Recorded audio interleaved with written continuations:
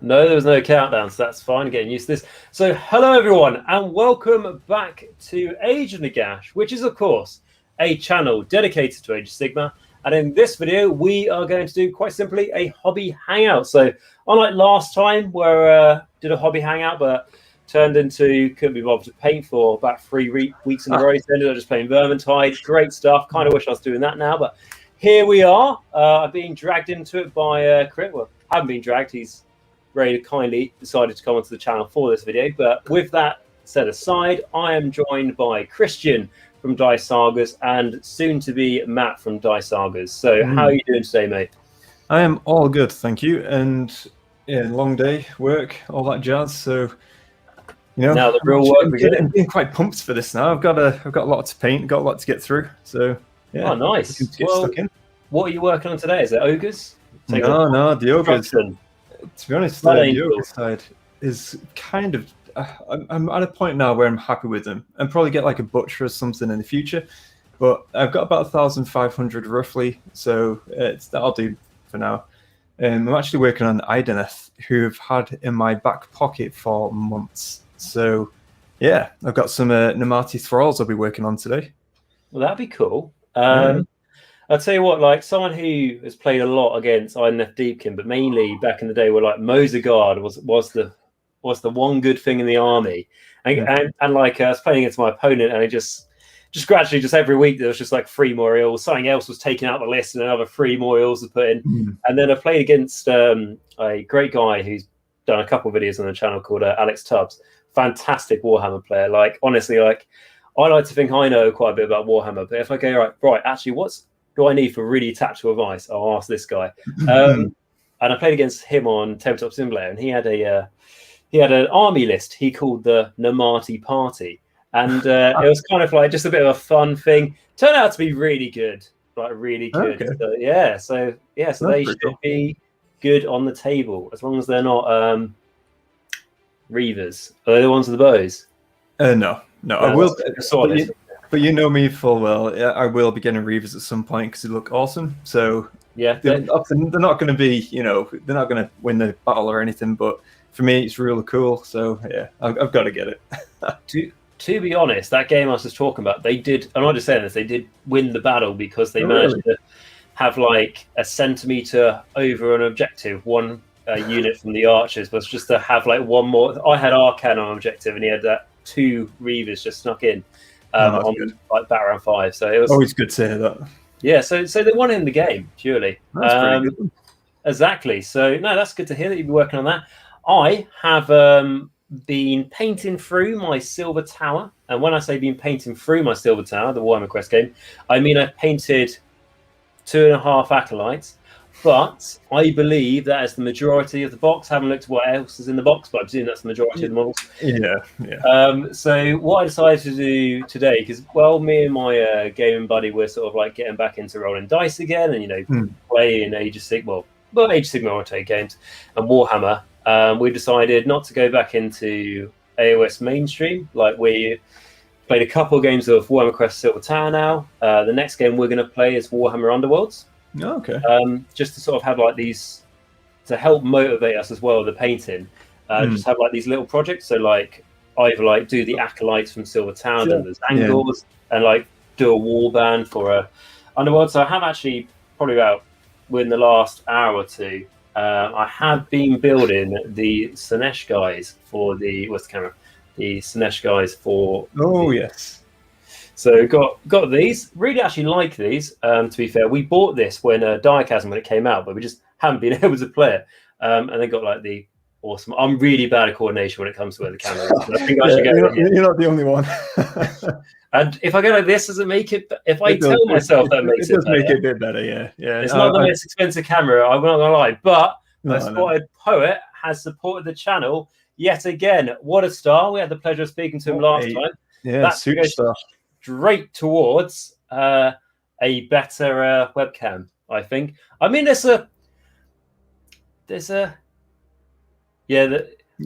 looking at the brand, and it's called Logi, like Logi.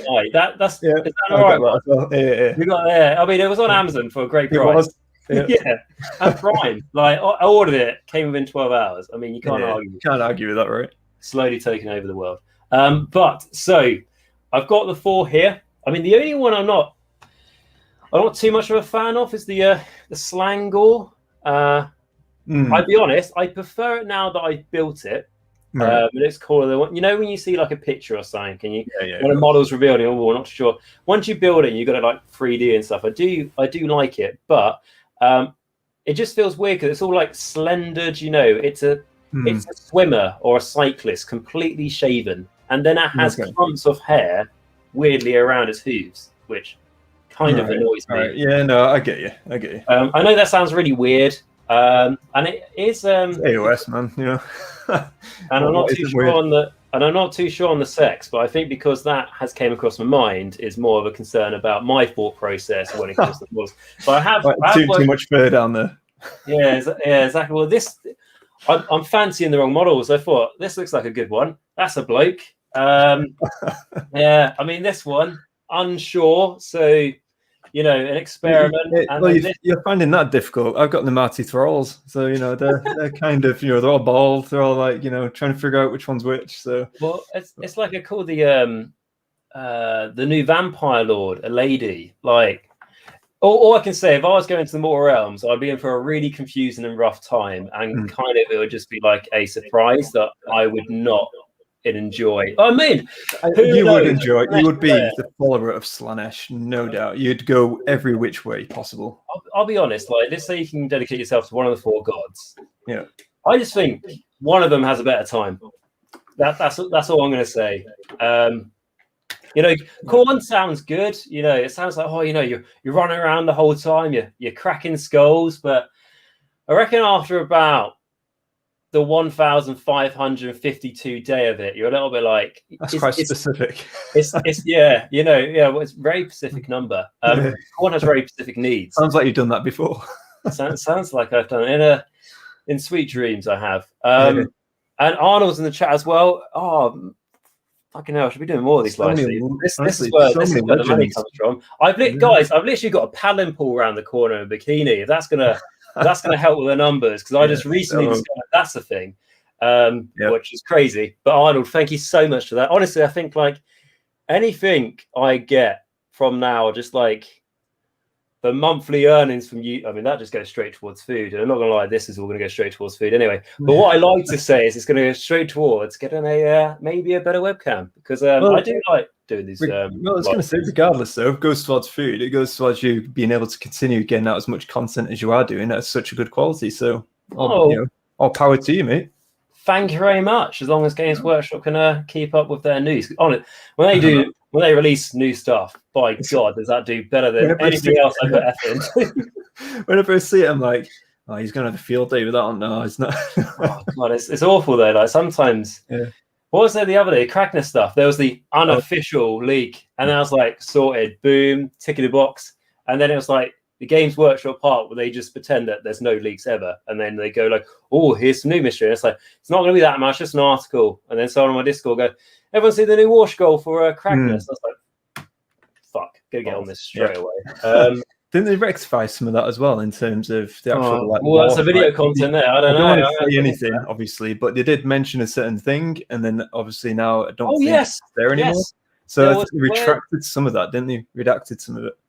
Yeah, I mean, like I'll be honest. So I've been searching on the Games Workshop job application, like I did that in the past. Yeah, and there's recently been a article editor's job, so to go over the articles before their release. So see why that might be. That's the job that they need. And then one I saw as well, which was for, I think it was for the strategy battles for Middle Earth, whatever the game's called, Lord of the Rings. It's strategy, but yeah, Horus Heresy, maybe Blood Bowl. And what you needed there, the job was to proofread all the rules. And I can tell you, as someone who has been playing Age of Sigmar for 5-6 years since it came out, I have particularly became useful at detecting mistakes in rules. Like, for example, the new White King command ability, which allows you to give a death rattle skeleton unit reroll ones to hit, which is worse than it was before. But you can use it in your hero phase, right? And it lasts until the end of that hero phase. You can't make it. You can't make the final hero phase. So just little things. I really think the internet a typo, but I get it. Yeah. Exactly. Just a copy and paste slip. But no, thank you very much, Arnold. That's really kind of you. This is going to go straight towards keep me alive, which Christian has said is great for. I think did we cap it at humanity, or is there other races that my life is useful for? No, humanity, but at the same time, depending on certainly the worms you venture into. But yeah. No, exactly. But anyway, so that is the warband I am painting, and that is how all this conversation happened. That's a good project, though, because having those individual projects, like project boxes, if you like, having each one of those, it does give you like a goal, a deadline kind of thing, and an objective, if you like, saying complete the whole box, get playing it, get showing it. Yeah, so I just laughed because the deadline was me and my mate were like, so we'll try it like Warhammer Underworld's next. Like, so Saturday night, absolutely. He's already paying his warband. I mean, I'm 3 days in and I've just built them. Well, not just built them, you've been admiring them. Admiring them, trying to no, this is YouTube. I have to be careful what I say. But what I will say though is something we're going to try and maybe do on the chat. I don't know why I always use terms that suggest there's more than one of me. So something I'm going to try and do on the channel is battle reports, but for Warcry and Underworlds, because I can record that on a table and not have like on a kitchen table and have but it will it'll be edited and stuff. But something that I might try first when Silver Tower and stuff's painted, so might just have like a casual like let's play rather than just live stream the whole thing and then it'll just be like a hobby hangout sort of thing. Yeah. Just I think it'd be. I'm always a big fan of YouTube's obviously got this very standardized situation of making video content, make like I don't know Osherich Bone Reaper series. It's not very as much as all the effort and stuff I put into those series, and they do take the longest.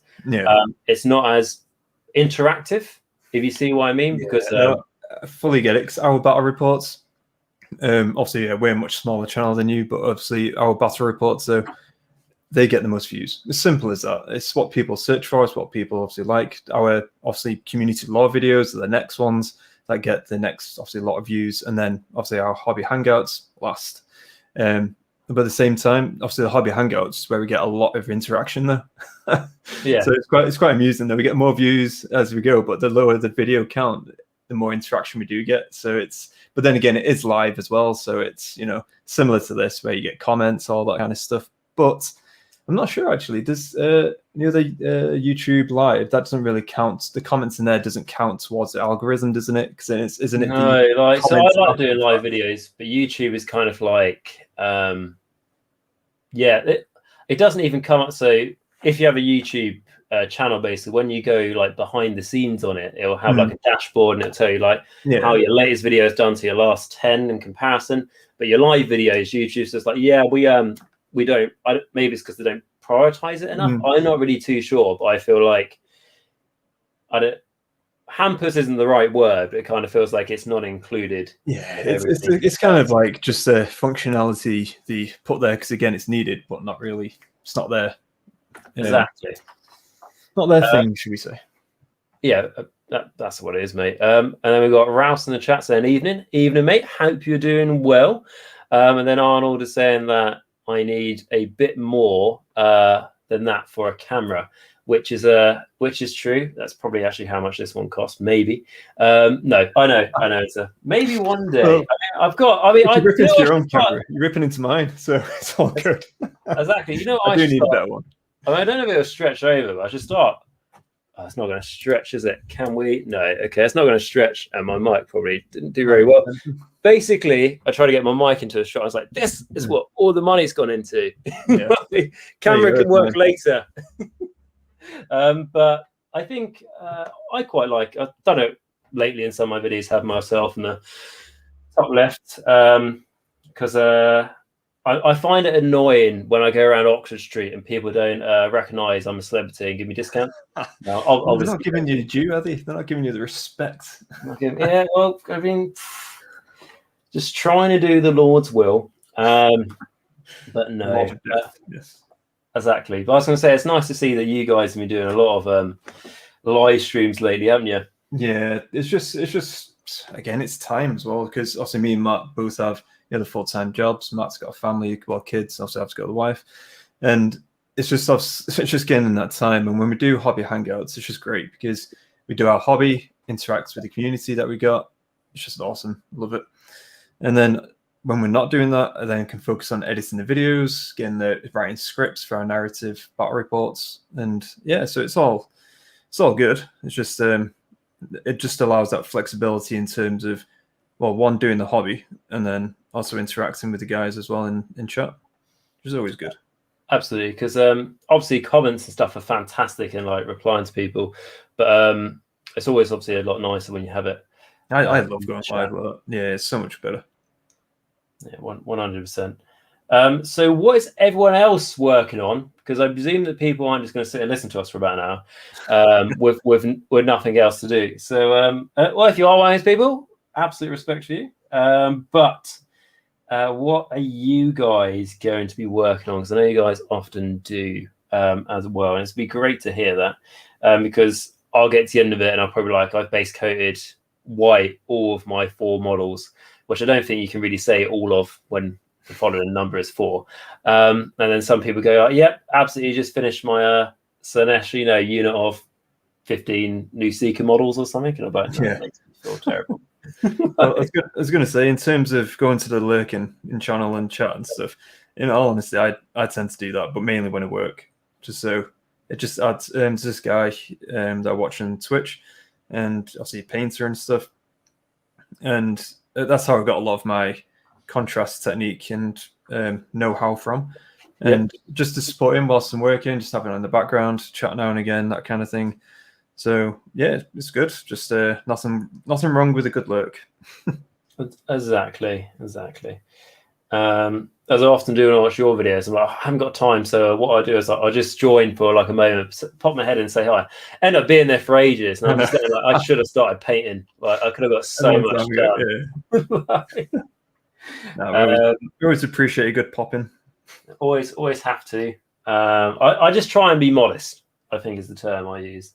Yeah, I think you do get respect on our channel, don't you? You don't get ripped at all or anything. Well, the problem is I come on your channel and I go, right, I want the conversation to be about me. I won't say it has to be positive or negative. Just talk about me. Just talk about me. What happens when you come from a family where you're one of 4 siblings? You need all the attention you can get. Yeah, I've got a twin sister and 2 older brothers. So, but you're the youngest. Oh no, you're twin. Sorry. No, I am the oldest twin. Oh right. See, I'm the youngest. So yeah. People will just class you as being spoiled, and even if you're not, you just end up having to just try and accept that you're spoiled. And even if you're not, try and get spoiled, because otherwise, there's no winning to it. Yeah. So I get all my, I get all the hand-me-downs from my brothers when I was a kid, all that kind of stuff. So whilst by the time I get to it, it's all like chewed meat. So the joys of being younger out of the siblings. Remember when I was younger, I was like, oh, can I? Like, not that a kid is enthusiastic about going clothes shopping. Like, can I ask any clothes? No, your brothers have got stuff. I've got 2 twin older brothers. I was like, they've got stuff. Yeah, but they like setting things on fire. Like, Oh, okay. Yeah. A good enough reason not to buy some clothes. Exactly. I had like had a bunch of Hot Wheel cars when I was younger, and my brother made the value of them go up by getting a hacksaw and cutting off all the roofs of them, so they're all convertibles. So they're all sports cars now, so they're worth more. But we have got Arnold in the chat saying, any thoughts when the new Battletome for Nighthorn will be out? 3rd edition. It's my bet. I reckon at some point in the next 2 years there'll be a new one. But on a serious note, when do I think realistically? They're one of the first Battletomes. because you've got Mag King of Nurgle, Legions of Nagash. Don't know the order of these ones, but Daughters of Cain, Idoneth Deepkin, maybe another one. But then you have the Stormcast and the Nighthorn Battletomes that came out 2nd edition. So although Stormcast will be getting an update in 3rd edition, obviously, on their release, some very nice cool new models coming out for them, which I'll be cutting out for Sinesh. And although they'll be getting an update, and because obviously Nighthorn came up with them in 2nd edition, I doubt Nighthorn will be the army that comes up on the release of 3rd edition with the Stormcast. But I do think Nighthorn, at some point, I mean, they've been obviously because of the Soul Wars, they've always been relevant in the lore lately, and because they've had the new miniature as well, haven't they? Yeah, they have the Painbringer, which is definitely not his name. So they have him, but also because of the I mean, at this point, if you haven't read all the Broken Realm books, I mean, it's your fault. But at the bit where Techlist, for somehow the writer for Games Workshop is just completely biased against Nagash. Somehow Techlist wins a battle against Nagash and ends the curse of the Necroquake. Necroquake, yeah. So because that's obviously where the Nighthorn, like, it's not where they came from, but it's the event that stirred all the rest of the spirits. Maybe the Nighthorn will take like a new development. I don't mean in terms of models and stuff, but just like in terms of lore. And because of that, they'll get a book to reflect it soon. So I would say the earliest Nighthorn could get a book is within the next 4 months, but probably, I mean, I'd say hopefully before Christmas. I think is an optimistic. I would say, I was going to say for me, probably I'll go just play devil's advocate. I'm going to go after Christmas. I just think it's just going to be a little way off yet before they do. But I'll be honest, they can stop bringing out new races now. So many. True. I think again, I don't want to touch on any spoilers or anything like that, but there is a certain in the latest, not the obviously Kragnos, but the one before. Didn't you Kragnos already? Bloody spoiled by GW, aren't you? All the freaks. I'm joking. No, it's only about before that one. Technically, the latest one. There's obviously like an event that happens there, and Bellicor, right? Is that the one? Yeah, it is. Yeah, and there's one obviously where there's something that happens. Again, it's difficult to try and not say anything, but I think potentially just say there's potential new models. I reckon due to a certain thing that happens. If you know what I'm saying. Do you get it? Do you follow the same train of thought? If not, I can put it in private chat, and then you'll be like, "Oh, okay, I get you." I'll put it in private chat. Yeah, put it in private chat. Yeah. And then I'll understand. Arnold's going great time enough to collect and pay them. Exactly, mate. I probably already asked you this before, Arnold, because I know you're a regular on these live streams. But I'm going to ask you, where are you from? Because I was going to say, if you're from the UK, if I probably have forgotten, but obviously you've got all the Mortal Realm magazines and stuff that you can buy secondhand for really cheap over here. And I'll tell you, that's something I learned because I did a how to start collecting video for the Nighthorn, and I couldn't do that video without saying the best way to do it is buying those Mortal Realm, subscription magazines. Either subscribe or buy them secondhand. And what I had like people commenting in the video was it's great advice, but when you live in America or like Australia, Australia's all right, but if you live in America, it's actually turns out Nighthorn is can be one of the most expensive armies to collect in Age of Sigmar. Oh, wow. Where over here I feel like it's dirt cheap. Yeah, because all the collecting boxes, everything like that, it's just like it's great. I mean, that's how I got my Nighthorn army. I basically bought next to none of the additional unit boxes, separate of those like Soul War box and so on. So yeah, it's definitely pretty decent to collect and get into. Good and bad news from Arnold. He says good news. So Netherlands, that's great. My Oma is from there, but bad news is no Mortal Realm magazines, which is sad. But there's going to be a second Mortal Realm magazine release at some point. They're doing a second 40k Conquest one, aren't they? So hopefully, and I think I know like Australia got it not so long ago. So I know slowly but surely they're opening up to the rest of the world. And by the way, put it in private chat as well. So that's the why I think they'll get new minis as a potential kind of good way of going about it. Yeah, I mean, it does open doors. So. It does. I mean, it did shock me when Alariel died, but no, I'm joking. I mean, she dies all the time in the game, though, right? For what I've heard. In fact, I to be honest, I did use her in the past. This was talking when it first came out and all that jazz. But yeah, she ended up dying against what it was back then, dwarves. Poor Peter. No, like Alera and stuff. Like, a lot of people obviously talk about her. I really like it. Great miniature as well, and yeah, I don't mind. Yeah, I did a review on her, and I was just like you read a war scroll, like it's not the best war scroll in the world, obviously, but it's not the worst. It's just she's like, I think she's like 600 points, make it 400. Just when you do comparison, right? If you compare it to like Teclis or anyone else and all like other gods, then it's. Yeah, I mean, then again, didn't she get a new war scroll? No. L'Oreal. In what book? I thought she got a new war scroll in one of the Broken Realm books. Marathi got a war scroll update. Is she? Yeah, I thought in the as well. L'Oreal must have been on something that day, but I'll be honest, I haven't read through all the rules for Be'lakor, so unless there was something in there, but possibly. Oh no, there's Sylvaneth stuff coming out in Cragness, so as there's a Dreicher box. Yeah, I think it's probably not then that she'll get something then, because I did hear something that she's going to get a new war scroll.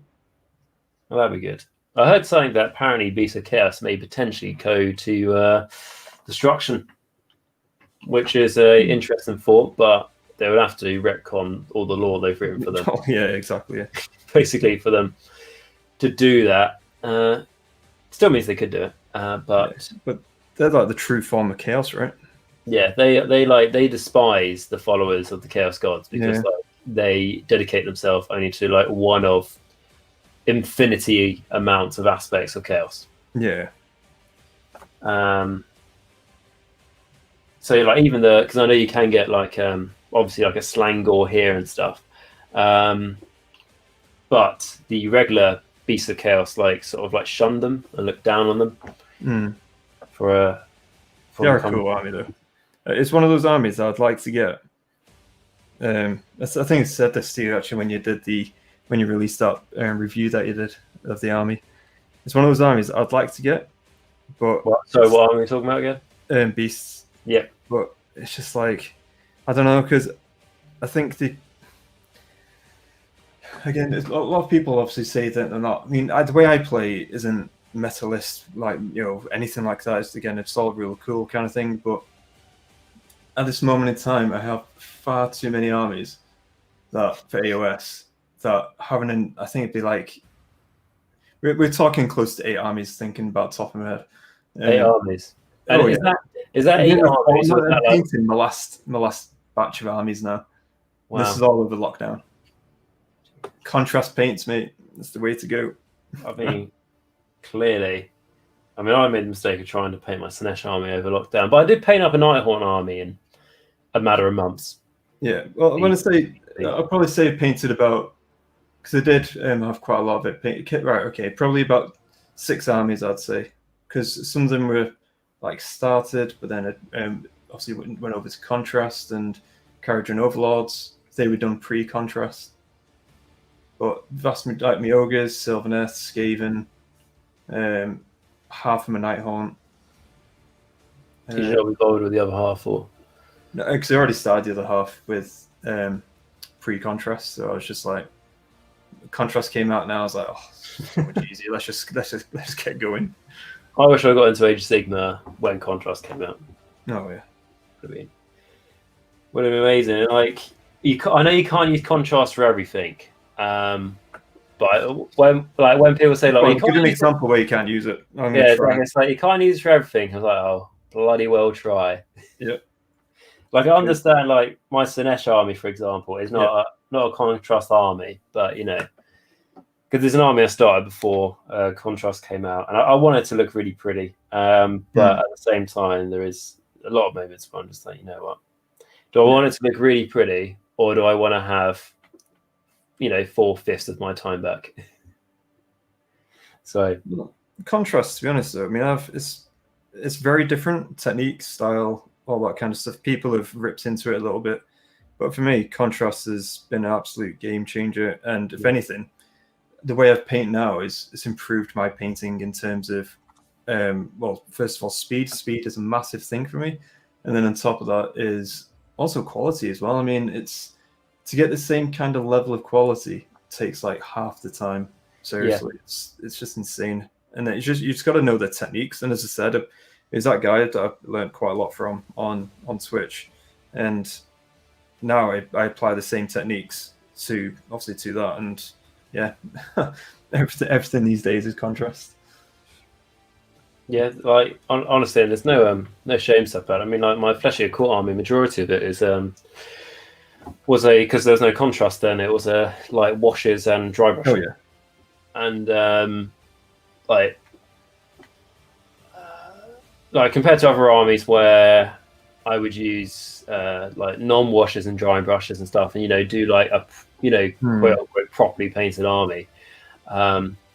There's no loss in pride in just slapping some like Druchii Violet on a Crypt Horror, dry brushing it off like 3 different types of white, and then if the face was a bit too brushed over, put some Blood for the Blood God on it. Like there was no shame in that at all. And I looked at it compared to my armies that I spent more time painting, and I was just like, I know I should be more happy with the stuff I painted, with more time, but to be honest, I just wish I painted everything like that, and then I'd have so much more time left over. Yeah. Then I wouldn't have any unpainted models. I mean, don't get me wrong, the way I'm painting at the moment isn't going to be winning any awards because. Well, don't say that. No. I mean, honestly, seriously, Nagash award to me. So seriously though, I'm more than happy with the way the painting is, and obviously, bit of a segue here, but you can check out the Instagram to see all the painting there. And check out the Instagram for Dice Sagas. Do not know if I will put it in the description of this video, and if I don't, it's not because I'm lazy, it's because I forgot. But if you go over to Dice Saga's channel, which I will put a link in the video description, check them out. Also, just to say, for anyone who doesn't know who Dice Sagas are, I mean, they've done a fair few videos on this channel now, so I presume everyone who watches the channel watches every single one of my videos. That's definitely what I presume in my head, and I have to be careful I don't contradict myself in anything I say. So Christian here over at Dice Sagas does like narrative battle reports. I always say beautifully crafted narrative battle reports that come straight from the heart is what I would say to describe that. Not your standard sort of battle reports. Yeah, beautiful. I've already said that word. But what about you saying that about us? Oh, that's kind. I often get called that, so it's okay. But just brush it off. But if you go to their channel, check out their battle reports. They are quite different. Like there's a lot of clever computer stuff done to make a lot of models look at artwork and all that sort of thing to really give it that narrative edge. You've had some amazing people feature on the channel, I think Asian Nagash featured, and I think 2+ Tough. Yeah, featured. We've had 2+ Tough, obviously yourself, of course. We've had 2+ Tough again is doing the next battle report that we've got coming. Then we've got and then we got Cinderfall Gaming, who's also done it. JJ Painting, cool. Stuff like that. Yeah, so fair few people, and also got Rerolling ones reach out saying that they really like it as well. So it's been pretty good. It's just again, it's different. Let's put it that way. It's very because what we do match play games, and then we basically tell the story of that in a narrative fashion, and we tell it in a narrative way with voice acting behind the scenes, some sound effects here and there, and hence our little catchphrase, if you like, let the dice tell the story, which is the key thing around the whole aspects of our battle reports. We also, I'm going to rant on for a bit here, by the way, Nagash. So that's right. I'm just going to add Matt if he's ready to the stream. Has he joined? He's got a Bloodthirst in time. He's ready. There you go. He's joined. Hello, Matt. Welcome to the channel. The faceless one. Hi guys. Sorry I'm late. That's right. Your mic quality is a hell of a lot better today, so that is fine. Oh, is it? That's good to hear. Christian was doing the not sales pitch for your channel, but the creative insight of what you guys do. Just we want to make sure no one misses out. That's the key thing, right? I heard. Matt's heard me talk about this far too many times as well. But yeah, so we do narratively told battle reports. I've already talked about that a little bit. We do community lore videos as well, which I'll go into in a second, and then hobby hangouts. The community lore videos. So what we have, we've kind of gone in partnership with this other guy, who's part of this, who's created his own site called The Great Weave, and as part of that, what we've created is a pocket realm where people can establish their characters, their settlements, their lore in general, and going forward, and we're actually populating the map as we speak. So we've got community obviously submitting their characters, their locations onto the map itself. So again, it's growing, which is great. And eventually, now everything's opening back up where people can actually have games. We're going to be doing like a campaign kind of system as well. So for instance, it could be one of your settlements that's under assault or under siege, or it could be another location elsewhere, and you can decide who you want to join. So we'll have like 2 different segments of armies, and then you'll say, oh, I want to join this or X or Y. And then we'll do like polls, all that kind of good stuff. And based on your battles, whether you win, lose, you'll submit that. We'll compile them. And then me and Matt will also have a game as well. And it will kind of decide the outcome of that settlement as well. So for instance, like Cities of Sigmar had their settlement, and then Slaanesh army came along, assaulted it. They could then overtake it, conquer it, and then in terms of the history of that settlement, we would have the history of Cities of Sigmar, so that would never go, but we'll then see that it's changed hands. So that kind of good stuff. So all that's in the works, and yeah, it's going to be pretty cool. That's really cool, and it's kind of like goes back to what I was saying about the channel, being interactive with the channel as well. That's like it's like you say, it's a living, breathing world, isn't it? Exactly. And we've actually got a bunch of guys doing Soulbound there as well, in that pocket realm, which is very cool. Yeah. So they've that's really cool. They're actually currently sat exploring the Ember Isles on the location now, and they actually do stream on Twitch now and again as well. And it's great because I just go on and see them like exploring the Ember Isles and with their characters and stuff. And I'm like, this is awesome. So I go in there and pitch and say hello and all that stuff, which is it's just great. And also, like they may discover things or make things. They add to the lore. Exactly. Yeah. And what you might not have thought of, because like obviously you guys are a team of 2, which is fantastic. I mean, when I try and bounce ideas, I literally just have to bounce things off a wall, and hopefully, I'll get some information. Exactly. So I do that.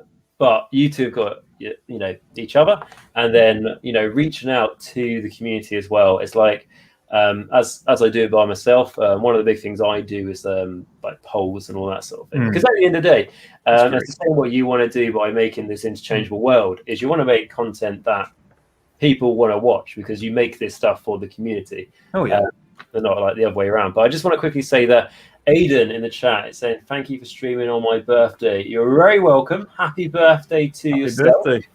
Did you get any Warhammer toys for your birthday? If you did, fantastic. If you didn't, that is sad. You need to have a conversation with anyone who may have got you a present. No, but that's fair enough.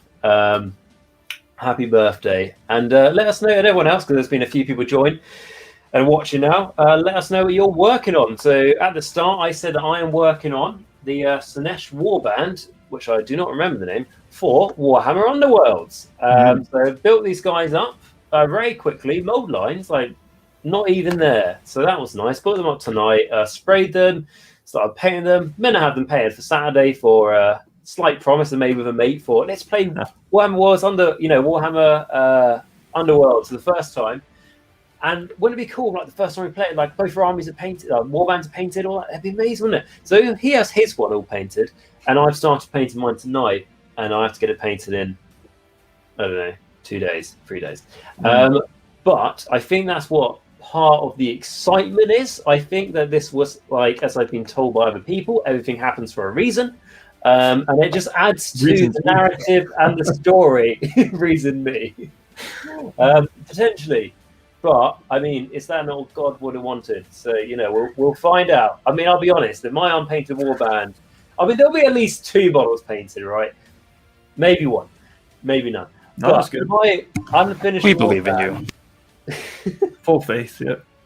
Full faith. If my unfinished warband beats his painted one, that'd be brilliant. That'd be hilarious. But something we are going to want to try and do on the channel is try and do some. Like live stream when playing like Warhammer Quest Silver Tower, or maybe doing some battle reports when doing like Warhammer Underworlds if we enjoy the game, or Warcry and stuff, because I think that's something that I can maybe, like, not all the time, but once every so often achieve to do on the channel, because I know you guys do love battle reports, and I know I absolutely hate editing them together. Honestly, one of the worst things to do to the battle report, especially like I do like a 2. I've done probably like 3 2.5-hour battle reports, 3-hour battle reports, and it's just I learned that you have to, like, let's say you do a take 2 when you're recording, and not because you didn't like the dice results, but just because someone forgot a word. When you take 2, delete the first take because otherwise it's a nightmare trying to get sift through. So we've got Ian saying he's smashing out some Sylvaneth for a tournament in 2 weeks. That's very cool. Is that in the UK, this tournament? Is that in, apparently there's other countries around the world, who would know? Is that in the US? Is that in Europe? Is that in the other ones? Australia? Australia, New Zealand. Your geography knowledge is awesome. Geography knowledge is, like, superb. I can tell you the Baltic states. Right, so then we've got, but no, let me know. And good thing you're putting Sylvaneth. We were just talking about Lariel. So let us know that. And are you excited with the potential new rules? Well, I say potential new rules. You should be getting at least a battalion in the Broken Realm Protocol book. And then we've got Alex AB saying hello, working on Cursed City models. That's very cool. I've been working on, not right now, but like up until tonight, I've been working on painting up my Warhammer Quest. So, relatable Silver Tower, which apparently isn't the latest version of the game, but it's not the oldest, which means the value is not very high. But I've been very much enjoying that because I've just been enjoying, like, painting. Like, that set's got like 8 acolytes. So you paint the 8 acolytes, and then you move on to like the 6 Nangors, and it just feels like lots of mini projects. And that's something I was talking to you earlier, Christian, just saying. Yeah, what I'm enjoying, like, painting this Slaanesh warband that I currently have put white on 3 models since starting this recording, is that it's like own unique mini project, which is literally only 4 models. So, like, I'm not really buying any models at the moment until I get my backlog done, and that's something I've stuck to for a long time. I bought these models 2 days ago, but if I were to buy more models, it would probably be like a Warhammer Underworlds warband or something like that, because they're only like £20. I was going to say, it's like a mindset thing, right? So if you do have, like, as you said there, you got like a box, and full well, it's like once you got that box done, that is done. Yeah. But if you have an Age Sigma army, then you're thinking different permutations. Obviously, it's going to continue to grow, so it's more of an epic challenge than like a Warcry box or also like Silver Tower or something. Yeah, but 100%. I mean, because I'll be honest, like, so I went from painting Chilaxi Hellbane, which was literally hell for me. That worst model ever painted, ever, like, including metal, resin, and it's a beautiful model, but the thing's got over 220 gems on it, which I painted in 4 different colors. I mean, and each gem has like a back to it. Like, what the hell? So I'm not buying the new Slaanesh really cool looking demons, because I know what it will do to me. And I'm, like I say, painting Slaanesh tonight. But I do completely, so that felt like never ending, whatever.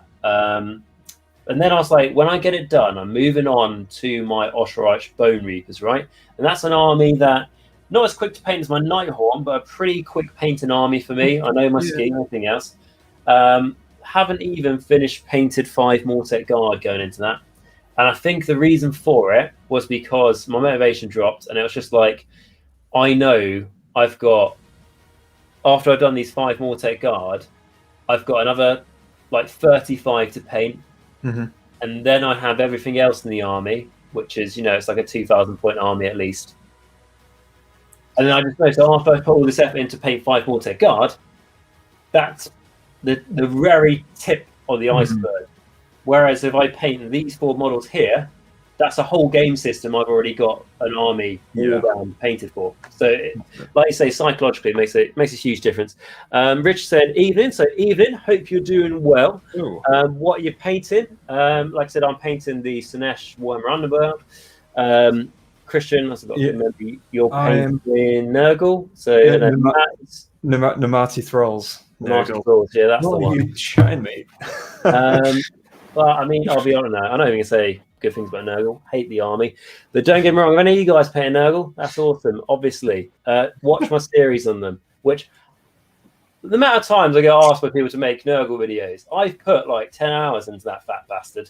So you go watch those videos. But then we've got Matt here, who's been painting Scarbrand. Scarbrand, indeed. Yes. So, working on his hand. His hand, that's, massaging his hand, yes. Just think what those hands have done. And yeah. But then we've got Robert, so going, he's actually building some Necron Destroyers. The ones lovely. Tails. Oh, they're cool. Which ones are those? Because I'm thinking Destroyers. Are they the big, like the snake ones, or are they the? So they're the ones who levitate. Yeah. They're the Hobbit ones. Yeah. Cool. I really like Necrons because they're just like death in 40k, aren't they? Yeah. He said, just a change from my Lumineth Plus, it's nearly a Death Army 40. I mean, I'll be honest, I didn't even finish reading the rest of your comment before I said the Death reference, but absolutely right. You are there, Robert. And then, I think what you said about just change of pace from your Lumineth stuff, it's just what I was just saying, how I just wanted to change of pace from not even the army I was painting, but just what type of game system it was, which I presume what you've done as well because you moved 40k. But for me, just moving to like a more smaller model game system, so the models I painted feel like they had more of an impact. Basically, for me, the massive motivation for like getting through armies and units is looking forward to what I'm going to paint next. So I'm really looking forward to what I'm going to paint next. So I'm like, right, let's smash through these so they can get painting, and I'm like, oh, what can I get excited about next unit? And then that's how I try and get through as many as I can. It's just being excited for the next unit. That kind of vibe. And I think it's like I did a hobby motivation video or something. And it was like, basically the summary I came to that is, if you're not enjoying something, move on. You may go, but I'm 70% through on this model or unit or whatever. If I just put it in a box and leave it, that I won't, it won't feel right. Honestly, move on. Let me move on and buy new shit to paint. I mean, move on and paint the stuff you already have in your backlog, because you'll paint that and you'll stop painting the thing that you were painting, and then you'll paint something else. And then hopefully maybe that's giving you some motivation to go back to what you were painting originally. And even if it hasn't, instead of you slogging through and not really finishing that unit model you were painting anyway, you've managed to paint a completely different unit. Might not even be for the same army, same game system, but you've managed to get a chip more done into your backlog than you would normally. And that's why I stopped painting my Ostrich Bone Reapers before I even really got started. And that felt bad because I was like, I'm really looking forward to doing this. Did 90% on 5 models, and I was like, I don't want to do this now. And that doesn't mean I never want to go back to it, but by the time I loop around again, because I've got so much of a backlog, I have so many different things I can do for a change of pace, change of colours, massively. You get that. And we've got Richard saying, painting my Death Guard, Plague Marines, and Terminators. Very nice. Always light Nurgle me. Fantastic army. And then we've got Donald saying, question. I'll put it up on the thing so it makes it easier for me to read. So question. I'm not a hardcore player. What in Soulbound Gravelord's book at the moment need an FAQ to cover in your eyes? So I'll be honest. So my Blight Gravelord book, despite meant to come on Saturday, has only literally just came today. So I haven't read through the book too much, apart from when I did that big War Scroll video review when it was all leaked. But I know the White King on foot and probably on horse, because they just copy and pasted the command ability over, needs to be changed. I really feel like when it comes to like the FAQ for that book, bear in mind, like I said, I haven't completely read all through it. But I reckon it won't be things like, oh, I've built a whole army list around this one thing and they've changed it. It'll probably be things like mistakes that look wild. Yeah. Like the White King one, where it's like you can pick a Death Rattle unit, like Skeleton Warriors, something like that. They can re-roll hit rolls of 1, and you can pick that unit in your hero phase. And that re-roll hit rolls of 1 lasts until the end of that hero phase. Now, you can't make that skeleton unit fight in the hero phase. So that just doesn't sound right. It sounds like they meant to put you in next hero phase or something. Yeah, exactly. I think just things like that, just keep an eye out. Everything else should be all right, if I'm honest. Yeah, I'd say within reason. Yeah, I was going to say, Matt, just recently, you just got the Soul Blight book, didn't you, Matt? Yeah, I bought the book. I'm not one to in-depthly read through page by page, war scroll by war scroll, but I couldn't find anything glaringly wrong except for that White King one. But even that, someone else pointed that one out. I mean, I think I would play it as intended rather than rules as written, and that would probably solve the problem. But they'll probably fact that or FAQ that pretty quickly, I would imagine. And also things like that, like spelling mistakes or grammatical errors or like slight syntax things that might change the rules slightly. That's probably what's going to be FAQ'd. Nothing groundbreaking, nothing earth-shattering, changing. Nothing major, I don't think. Not this quickly, at least. Nothing's broken. Agreed. The Nagash is like 925 points or something. That needs to change. But apart from that, obviously, we've got Richard saying, thinking of cracking out my 4th edition skeletons with Neferata as the start of my Soulblight Gravelords. Yeah, definitely do it. Neferata is my favorite character of all time. She is awesome. Yes, definitely. Yeah. First of the vampires, what's not to like? So yeah, 100% do that. And then we have got Rerolling One's Jacq is in the chat. Thank you very much for joining us there. If anyone wants to go check out their stuff, I'm sure you guys have probably heard of Rerolling One's Battle Report channel. Very good on YouTube and stuff. I watch their content a lot as well, and not the sort of like narrative style that you guys do. I'll be honest, like when you guys did, I think you asked me to give you like feedback when you put your video up, and I was like, initially, yeah. Not now. Yeah, not now. Not like every week. Not like anymore, no. Yeah, I watched it, and you were like, "What do you think?" And I was like, "I'm honest, I haven't seen anything like this before, so I don't know what." Yeah. But I like it. So, but no, it is different. Exactly. So yeah, the Rerolling Ones group did a fantastic job. But what was he saying? So, have you ever had an army commission painted? It's so freeing. I haven't, mate, and main reason for that is because I know the one time I ever get any model commissioned, I'll take it to my store. Someone will point at one model, and it'll have to be the model that was commissioned, and they'll go, "Oh, I really like this one," and it will infuriate me that that's the one I didn't paint, or that's the army I didn't paint. I always like to take, I don't mean in an arrogant way, like pride, but at the same time, I like to take pride in painting my own stuff, even if it kills me. I will paint it. Well, obviously, I suppose it could physically kill you, but I mainly mean in soul and in mind. I was going to say. I'll be honest with you. Just to quickly say though, just before anyone else interjects, if I had, I don't know, if I won the lottery, I'd never paint again. I'd always get everyone else to paint my models for me, and don't care about pride at that point. But so mainly it's from a pride, but also financial purpose. Why don't? But if I so pride's a bit like, I think it's more just if you had the money, just honest, to splash your cash.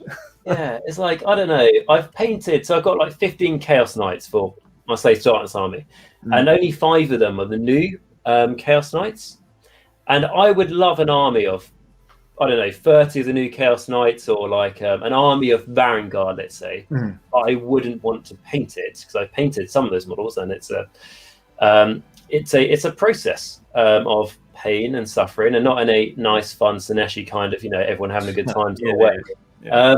So if I had the money, I would commission someone to paint me a Vanguard army, 100%. And if I had the extra money, I would pay for them to not necessarily do a fantastic job, but just the job that I know would be really hard to paint. Yeah, no, I can get that.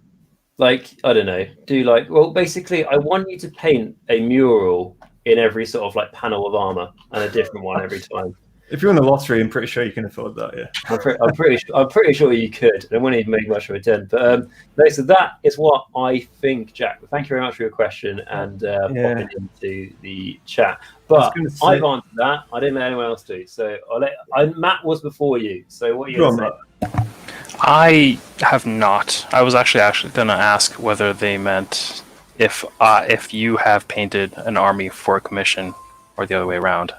I've painted an army for a commission, but I have not had someone paint an army for me as a commission, just because money. And the other thing is, I just kind of enjoy the painting part. It's part of the creative bits of this hobby, and I enjoy it to a degree. Like you said, if I was setting out to do an army of Vanguard, and wanting something that insane with the murals and all that, no, I'd pay someone. I would enjoy it. No, that's torture.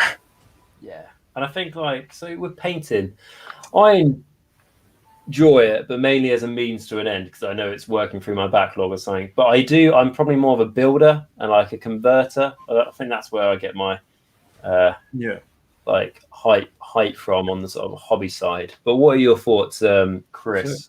For me, I enjoy painting. Again, time is everything for me, so I want to just use a massive contrast painter. I've smashed out so many armies recently to a decent standard, well, in terms of tabletop ready and all that jazz.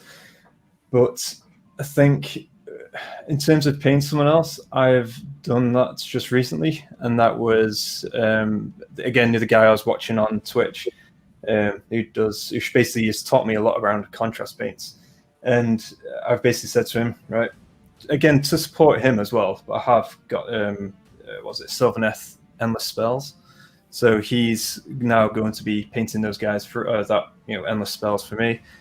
To be honest, I'm really looking forward to it. First of all, it saves me doing it, which, again, I know is good quality. He's actually taught me how to use contrast paint, so if anything, it's going to be better than mine.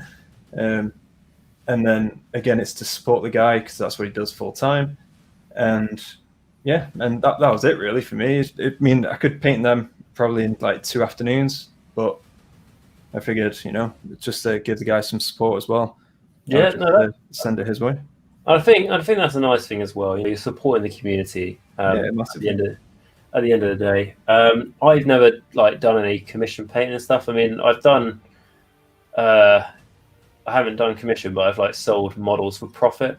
If you don't include time, basically, that's all I've done. I suppose the only contract commission I've been given is when me and a buddy agreed to do a tournament, and only one of us agreed. Well, no, we both agreed to have the armies painted, but only one of us actually did it, and said, and luckily it was especially at courts, and it was I think 20 hours before the tournament. Bear in mind we had to drive to Nottingham.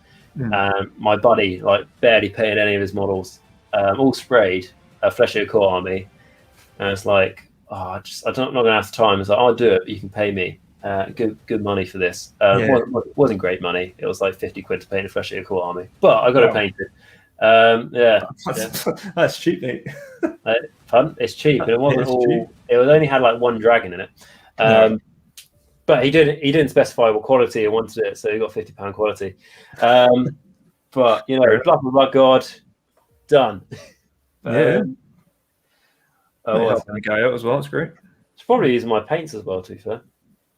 So it's probably cost that much in paint. But so that is my thoughts. But the arm, like the best thing I sold for profit was like brutes. I paid like a unit of like 3 units of 5 and sold them all for like I think £65 on eBay for each 5. So it was like double the box value or something. But the amount of time that went in, like the person said, I want to actually after I bought yours, I want to buy some myself and paint them up in the same scheme. Can you send me it? I typed the scheme out and turned out it had like 52 stages.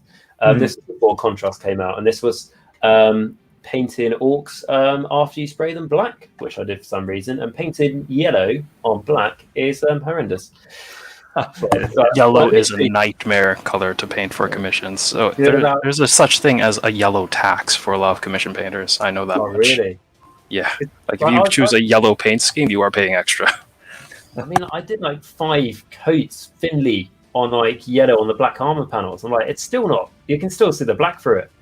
Absolute nightmare. There's like there is a because I collect Imperial Knights slowly but surely, and there is a Knight House. Is it House Raven Guard? Maybe something like that, which is like white and yellow. Which I looked at. I was like, I love that color scheme, but white and yellow. Color scheme I don't want to paint. As long as you base it or undercoat it with white, you're fine.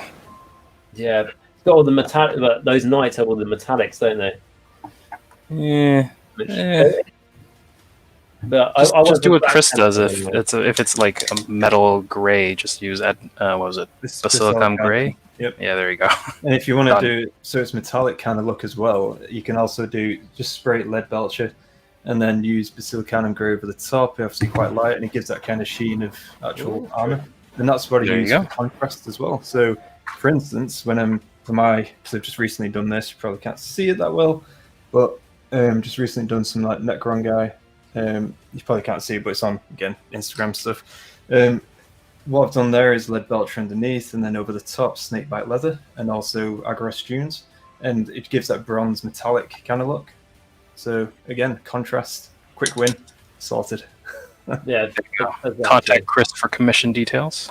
Yeah, Chris is a great. I mean, like I practically grew up with him with how much I've done with commission work with Chris.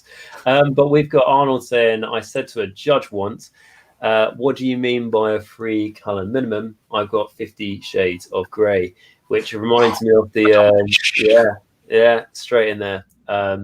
That was definitely not the best thing to follow up that with. Oh yeah, I'm playing Slanesh. It's in my head, and also definitely glad that you guys can just see the video player. And it's not you can't see the tabs at the top. That's fine.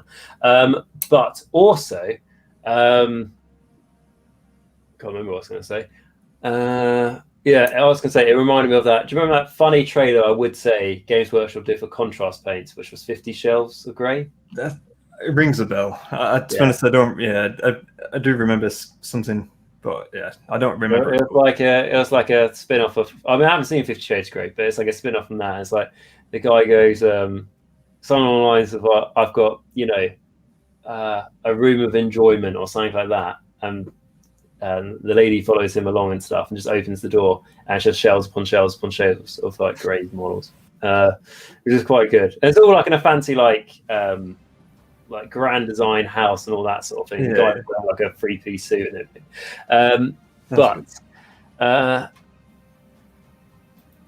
So Alex a BSM for FAQ. I like the rat prints the way it's worded right now. How you can have a lot of them. It's pretty fun. I'll be honest. I'm not really too sure what that's referring to, but I think he comes back when he dies.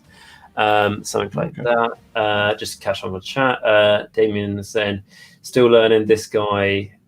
This guy's through Mortal Realm magazines. Slow down. More Realms magazines are definitely if they're available in your country. Donald saying, personally, I looking at the worst thing about a lot of the bloodlines for Zobla Gravelords is I don't know how to pronounce them, but the Via Kos, I think this one is I personally I'm looking at the Virkos as my vampiric force. They're just something about lots of wolves. I mean, I can't argue. I mean, I have the old dire wolf models. They're amazing in my eyes of the child. Did you say you prefer them? I prefer like the new ones. Admittedly, are better, but out of nostalgia reasons, I really like the old ones. No, I get it. Yeah. I mean, they're more like bears / beavers, but they are cool. Like one of those things running after you. It's like twice the size of a man. But yeah, 100%. And I'm not gonna lie, if you like that Bloodline, that's the one where all the new like characters and stuff kind of belong into anyway. So it's quite cool. And then we've got Rerolling one's Jacq again saying, "Hey Nagash, you're the man." Certainly am. When it comes to death law, oh god. Is there a narrative reason why Soulbound Gravelords can't ally with Ostrich Bone Reapers? Aren't they under Nagash's rule? Yeah, right. So, so when it comes to Soulbound Gravelords, like they are overall under Nagash's rule, but they're not all as dedicated to the Great Necromancer as he would like. Some of them are a bit rebellious, and all of this Broken Realm book series that's been going on, all this turmoil that's created from it, and obviously Nagash has, like I said, due to a biased writer, has taken a bit of a beating from a nerd who looks like a genie. And during this beating, the lands of Shaiish have became. There's been quite a few like power vacuums that have opened up, and that's when these Soulblight Gravelords and their Soulblight empires have sort of taken advantage of these vacuums. So they're not all loyal to him. Like you take Manfred, for example. If he had a way to kill Nagash and take his power, 100% would do it. Like not even question. So some of the lesser vampires are not all loyal to him as well, but a lot of them are at the end of the day at the same time. When it comes to the Ostrich Bone Reapers, they've never been able to ally with any death faction or any other faction for any reason. Because I don't really think they explain it too much in the lore, which I was confused by, because if you look at all the death factions, Ostrich Bone Reapers are one of the most diplomatic there is out there. All the democracy, well, not democracy, so they're all the ties. Like all their treaties and stuff. They're all like true, but they have the process of like when they come across a other civilization, it's not like they see them as equals. They see them as cattle, and they know it's better to let the herd of the cattle continue to grow so you can make profit from it, rather than just slaughter it all in one go. And that's why they make treaties with people. But because they're able to make treaties with any faction really, probably even to some extent some chaos, they because they are able to make those treaties, it would make me think that they are one of the most negotiable sort of death armies to be able to talk to really and try and make agreements with. So that's why I'm surprised they can't ally. But I think one of the reasons why they can't ally is because everything in that army, bar their endless spells, the cheapest unit in the army is 120 points. And for someone who's made a lot of Ostrich Bone Reaper army lists, you often find that you have 90 points left over in your army list if you've got points left over, and you'll have like 110 points left over, and there's no unit you can put in your army for 110 or less points.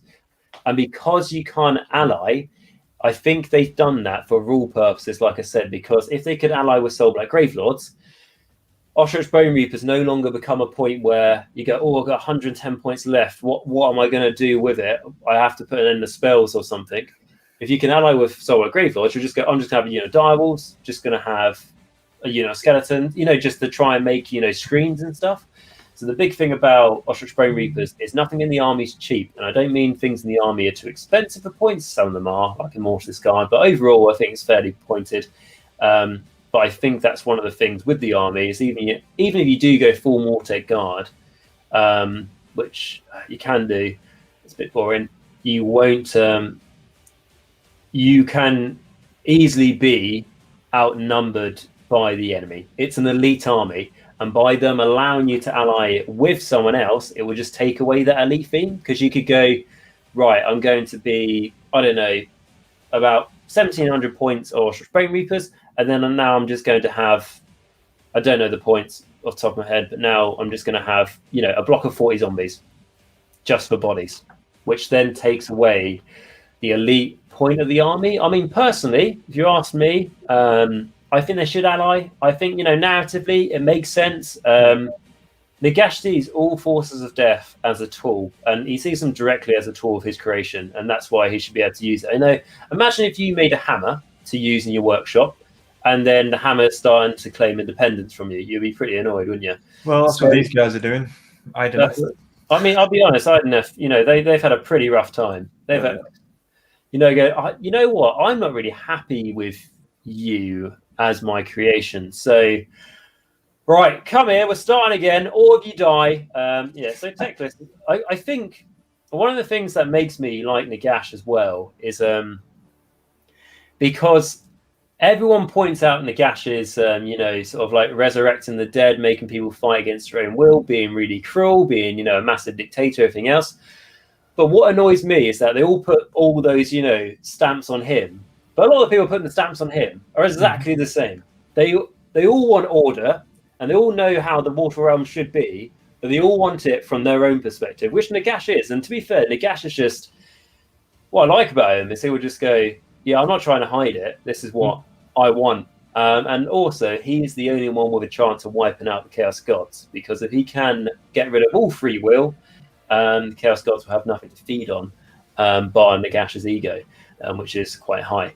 But but that is the I think I can safely say short answer to why the Ostrich Brain Reapers can't ally with the Soulblight Gravelords.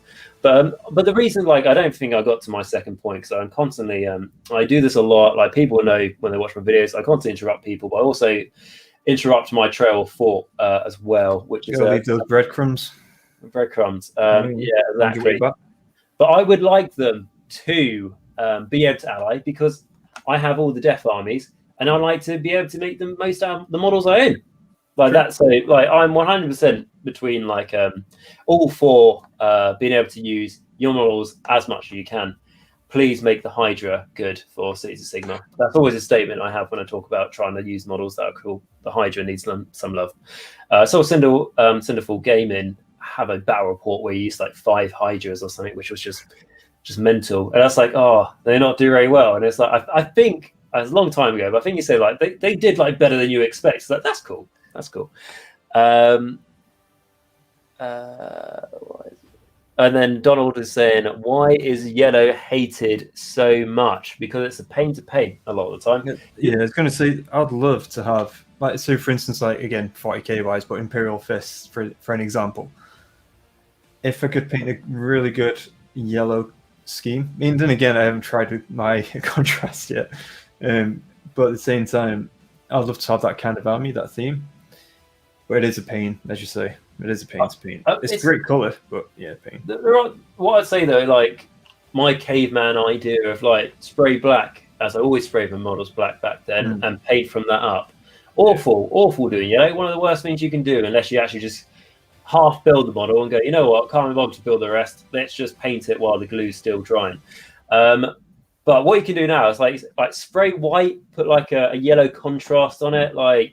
So for example, if you ask me when I was painting my orcs and how it took so long, would I want to paint more of them? Absolutely not. I painted probably about 20 odd brutes, and that was more than enough. But if I was going to go into it now, I'd be I'd spray it Wraithbone and put yellow, whatever the contrast yellow is on it, and then I'd use the contrast green. Yellow, I think it's called. Yeah, and then I'd use orc flesh contrast on the skin. You could get the army painted so much quicker, and it would probably only look 20% worse, if you know what I mean, in quality. So it honestly contrast, but also not just contrast, but just techniques that I've learned throughout. You're only making things harder for yourself for no reason. But like I say, my Sinesh army. But there's no real easy way to paint loads of white flat armor panels. And I'm already spraying it white, but obviously the white you spray on it is not the final outcome. Yeah, white. Yeah, it's a nightmare. Absolute nightmare. Glad I got most of it done. And And then re-rolling ones, Jacq is saying, I think it's something very useful that you will take away from this is Nagash will win in the end. Time is on his side. I mean, we can practically end the live stream, I think, on such a good note, personally. Thing is, like, you can't kill Nagash at the end of the day. He keeps coming back. And it's just... no, I'm not going to use a real world reference because, again, YouTube. But what I will say about Nagash is, yeah, time is absolutely on his side. No one can really escape death as well. Well, you know, I'm going to play devil's advocate there with Nagash, just because it wasn't that new vampire character that who's like the head of the Bloodkeep or whatever you call it these days. Yeah, Prince Mordred. Yeah, but didn't he was trying to, when Nagash got defeated, like separate him and smash in each individual piece or give it like to chaos each individual. Yeah, he tried to betray Nagash. Yeah, that kind of stuff. Yeah, so there is a way, but it's not going to be easy. It really isn't. I'll be honest with you, and it's a lot easier just to be on his team than anyone else. But it does Death has had some interesting changes from when it started. Like if you look at Death Rattle Kingdoms, for example, like headed by White Kings, and the only thing Death Rattle Kingdoms contain are Skeleton Warriors, Graveguard, and Black Knights. If you don't fit one of those job roles, you're out. Like that's literally the only three things they have. But I was asked a question once where it was I asked? No, I wasn't asked a question. 2+ Tough did a video on what Nagash thinks of Death Rattle Kingdoms, and I put a response to it. And what it was is, does Nagash still want his, Skeleton Warriors and, Graveguard, Black Knights, all that sort of thing, when he's got his Ostrich Bone Reapers now? And what would the Ostrich Bone Reapers do? They came in contact with them. And I firmly believe the Ostrich Bone Reapers would slaughter the Death Rattle to the last, because although they're all about, like I said, farming the flock of the herd of cattle to get the most bone and soul resource they can over 200 years, 300 years, 500 years, even just like 20 years. What they will do is they'll come across this Death Rattle Kingdom and they'll go, they're all dead, they're not reproducing, we might as well just harvest the bone now while it's stronger before obviously it just gets weaker and more frail. So they'll just harvest them straight away. They have no need to negotiate. There's nothing they can offer. Only maybe if it was a time of war, which, always time of war in Age of Sigmar, isn't it? But only if it was they're in the middle of a war and they can try and use Death Rattle as some sort of human shield, or some sort of first line of defense. They would use them like the Ostrich Bone Reapers did do in, I think it was Broken Realms Techless, when they used the Flesh-Eater Quartz as a human shield. Yeah, they'll do that, but honestly, they have no and actually, to be fair, I actually realised how much relevance there is in this, because the Ostrich Bone Reapers were also harvesting the Flesh-Eater Quartz at the same time. So that's exact. That is Nagash's super plan and super weapon, the Ostrich Bone Reapers. There's no two ways about it. He doesn't need any other race of death. The Nighthorn were a coincidence and were just something that happened, and he just found someone to lead them and give them purpose. He didn't purposely try and create the Nighthorn. And the Ostrich Bone Reapers is his final game plan. And if you look at the Necroquake, for example, that was meant to go off and obviously do a lot of damage to life, and then the Skaven ruined it. As they're very good at doing. They did that a lot in fantasy. Anything to do with triangles, the Skaven and Nagash, they're on it. So there's actually a really cool bit of that, just to go on a side story, that when the Skaven are inside the pyramid, when they start getting killed by death magic, or it might be Nagash, because there's so much saturated death magic there, they're like Eshin assassins start raising up from the dead and start fighting. Yeah, so that's quite cool. But this massive plan Nagash had to use the Necroquake to wipe out a lot of life and to destroy a lot of afterlives and everything like that. That wasn't his plan to take over the Mortal Realms. That was used to try and wipe out a lot of life and to try and disturb the balance and create a lot of death magic to help out his releasing of his Ostrich Bone Reapers. He was mainly using it as a device, like means to an end kind of stuff. Yeah, that was that wasn't his final game plan. You know, like to wipe out all life and all that sort of thing. It was just to do a bloody good dent to it, so he could resurrect, or not resurrect, but use a lot of resources to finish off his Bone Reapers. Which I thought, when I read that, I was like, that's really cool. So it's like his master plan. It's like it wasn't, and even that it didn't work, it still did half the job he intended it to do. They're very good recyclers. Very, I mean, honestly, I feel like Ashford Council, from where I am in Kent, could do with it. Honestly, like a lot of bones everywhere. Yeah, I mean, you know, we live in dark times. That's all I'm going to say. Especially after a certain committee. I saw 7 hours long. I'm going to enjoy this. I've got a day off tomorrow. It's going to be great. I mean, I'm only like half an hour in. I mean, I can put it on instead of this Age of Sigmar weird stuff going on the screen. I did catch a bit during work as well. Yeah. It is funny. For anyone else to understand, watch British news, basically. So Edward, though, is saying, but Sylvaneth are forever growing, rerolling ones. Yeah, but, you know, you can... I used to be a gardener, and they can be like a weed. You just pull it out of the ground. No roots. It's going to die. And if it's going to die, it uses the word death, doesn't it? It's good gardening, but pun? No, I was going to say, I mean, I am very, because it is the whole point of, I'll say life, but it's existence, should I say, is the cycle of life and death. And that's what the whole idea behind, Alariel and just continue growing and all that kind of good stuff. But I do get your point, though, with obviously Nagash, that is the inevitable outcome but then again, if, for instance, again, we're going to go deep. That's deep, river. For instance, if this planet was to get destroyed, there's life elsewhere. So it's, there will always be life in that way. But again, if you're talking about mortal realms, the size of them, it's really. I like death everywhere. The old world went boom, and then apparently there were these. I mean, I'll be honest with you, I still don't have an exact clue if the mortal realms happened before the world was destroyed or after. I think the Winds of Magic made mortal realms. Yeah, they are that. Right, okay. And the whole thing about Sigma holding on to a core floating through space, coming across a space dragon that took pity on him, is still true, right? Yeah, fantastic.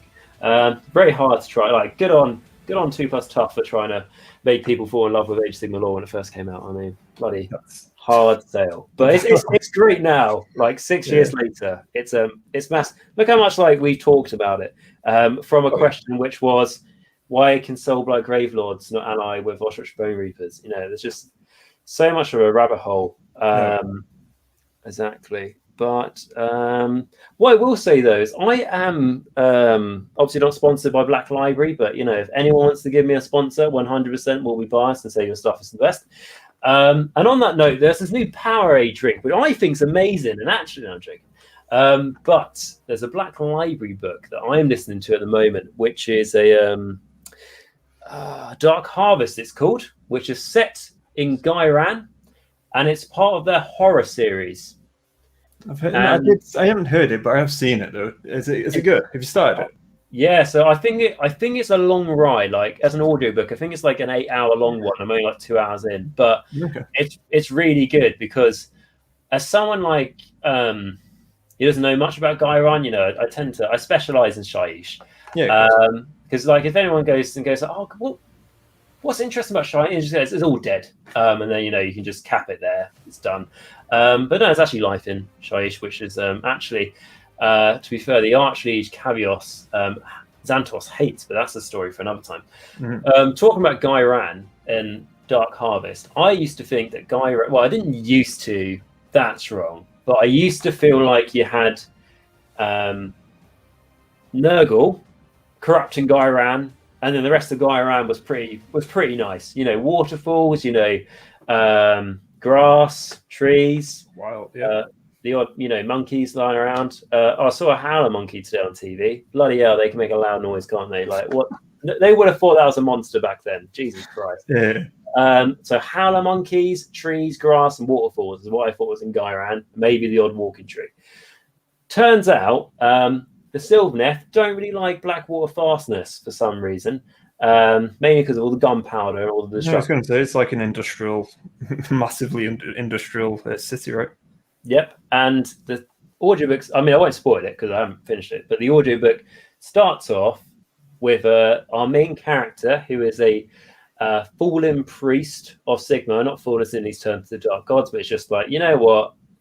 I'm sort of putting everything on the line for Sigma, and he's not actually that much of a great guy. So, I'm relating straight away. So he's about to leave the city. However, the city gate is closed because this part of Blackwater Fastness is under attack and under siege by the Sylvaneth. Nice. I don't know if any of you guys have ever seen something called Attack on Titan, where basically it's an animated series. Is that Attack on Titan? Yeah, that'd be it. Wow. I did not read that. Like, my eyesight is not that good. And also that was cut off. But yeah, so you didn't answer the question though. Coincidence. Yeah, so you have seen it. So with Attack on Titan, basically, I've only seen like the first 2 series, I think. But essentially, humanity was attacked by giants on Earth. I think that's what it is.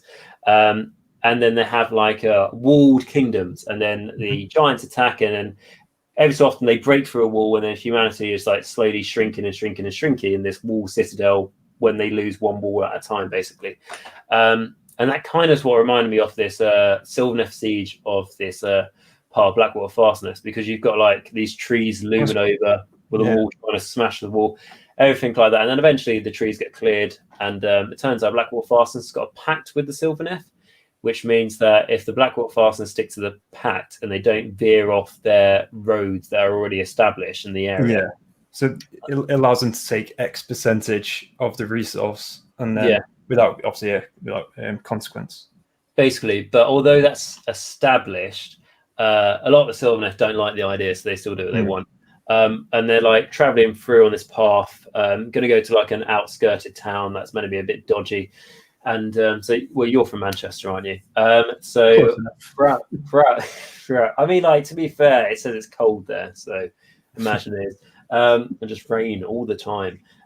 So we're going on this path. Anyway, they set up campfire. There's a few people on this wagon. There's like a load of them. It's like a supply wagon. There's mercenaries. There's a fire slayer. What's not to like. But one of them falls off the path or follows a light in the path. It's like a spirit they follow, and a geist, I think it is. And then they get lost in the trees, and then the Sylvaneth start having their fun. And the way they describe the Sylvaneth, bear in mind this is like a horror novel, Cool. Really sinister. Like it's how they are, though. It's how they can be, for sure. Yeah, like impaling people on trees and all that sort of thing. Yeah, it's like the Dryads. Again, even in fantasy, but even now as well, they used to obviously kidnap like children or people who came close to the woods, all that stuff, and like lured them in, and then did very nasty things. Exactly, they're not happy trees, are they? And but you have this bit where you have these Cities of Sigmar guys fighting Sylvaneth, and it's like, sometimes when you play the main game, obviously you sort of step back a bit and you just feel like, most of all is on the same side. There's some few different, but it looks black and white, right? Yeah, exactly. And you remind you of all the greys, for sure. And and then I've got to the bit where they've got to this like town and stuff, and everything doesn't seem right. It's a very good series. Check that out. That sounds good. The tavern in the town also has a troll in a pit where they chuck big eels at it and see who wins. It's great. That bit alone goes for 5 minutes. So they chuck big eels. Yes. So this is in a swamp, and they have not deepkin eels, like they're like feral eels that if they bite you, they're like bacteria can kill you or something. Yeah. And what was yeah? So they just chuck it in. And the trial is a bloody good time. But the I don't want to go so much in detail into this one little bit. But the pit the troll's in is like submerged in water up to like the troll's chest. So like the eel was given a fighting chance, then was chucked into a bit of dry land and go, entertainment. But they do gambling and bet on it and all that sort of thing. No, it's that's really cool. It's great. Yeah, I've not the idea and such, but the idea in terms of it feels really, really dark and really. I always listen to it before I go to bed, and it's not like I've never been scared by a book or anything like that, but it hasn't given me nightmares yet. But what you got to think, Mortal Realms, like when people say like, "Oh, Age of Sigmar's a bit too like bright and colourful and happy," isn't it? It's like literally ethnic cleansing and genocide happens on a daily basis, and only if one of those things happens and not both, then it's a good day. It's really that bad. Yeah. Like they might not have, the grim darkness of the far future in the title, but it is the grim darkness, an alternative realm. So we have Grimlock Steve. So thank you for joining, buddy. How are you doing? So he says, I'm mad. I thought you were about to have a go at Chaos. No, we have a good thing here. So I am mad to start Chaos Space Marines in colors of Sons of Manus, but based on World Bearers. Right, so Sons of Manus. My first question: who's Manus? What's Sons of Manus? Yeah, which was that? I know. I've heard of him obviously, but I know Word Bearers more. Okay, so I know obviously you've got the red, haven't you? But I know the like pre-heresy where it's like white and blue. Also great. Read the no one's ever read Horus Heresy, even if you don't play the game like I did. I listened to the first 3 books. Great stuff. So I'm literally just going to get up on Google now, just so I know what we're talking about. I'm going to say you're not mad. Firstly, tell you what, I was going to say I'm flying through these, but I've almost done all the armor. So yeah, it's coming along quite nicely. Then a few touched up, then skin. Pretty much done then. That's so great. Not far to go. All right. On how many? 10. Wow. Do you know what I've done? 0. I sprayed the models Rage Bone, and now I have completely covered all of them in a White Scar. But I have, I would say, provided life-changing commentary during this video. Oh, 100%. I'm not saying for better or for worse. I'm just saying life-changing. I was going to say, Matt, how are you getting along with what's his face? What's Scarbrand? He's spindly and lots of fiddly bits. Doing the wings right now. He's corn, isn't it? Can I just spray it like red and you're done? Well, I mean, he is all red, but there's also black and bronzy bits and whatever else. It'll take a little while, but it's fun. That's cool. I've painted enough zombie dragon wings and like Morgasts wings to know that if you look at the wing and it's not all attached, you think, oh, that's easy to paint. There's lots of holes in it. No, it's harder because you have to. That's even worse. The worst. Yeah, you have to get side on it as well, don't you? So like, so you completely obviously cover it. But Steve, do that. Paint your models how you want to. Games Workshop only once, in my experience, when I've been in the hobby, have said you had to paint your armies in a certain way, and that's when the Firestorm campaign came out for Warhammer Age of Sigmar. The first Cities of Sigmar came out, and they said, you want your army to be from this city, it has to be painted in the same scheme. No. Then there's an FAQ that said that they didn't mean it. Yeah, I was good. 100% there. Whatever colour scheme you want to go for it and just enjoy it. Yeah, as long as it's like clear to your opponent. Yeah, of course. I mean, it depends on the scene that you're going in and all that kind of stuff. Yeah, exactly. Like, for example, like my whole Sinesh army is painted. Whole Slaves of Darkness army is painted with Sinesh color scheme. So that means that I always play it as Sinesh. But if I do want to try out other marks and stuff, like because Khorne is really fun, the Slaves of Darkness, I will tell my opponent it's Khorne marked because otherwise it looks really obvious. It's not. Yeah, I get that. Yeah. Exactly. So I've now moved on from doing the first pot of paint. So that's pretty good. So, achievement.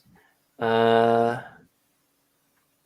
Mega's going, doing your hobby the way you're doing in your hobby is the right. Yeah, so doing your hobby how you want to do it, absolutely the right way. If anyone tells you how you should be doing your hobby, talking Warhammer related, if there's a more perverted hobby out there and someone tells you shouldn't be doing it, then it's probably true. Listen to them. But in terms of the world of Warhammer, absolutely do your hobby the way you want to do it. And have at it. Yeah, absolutely.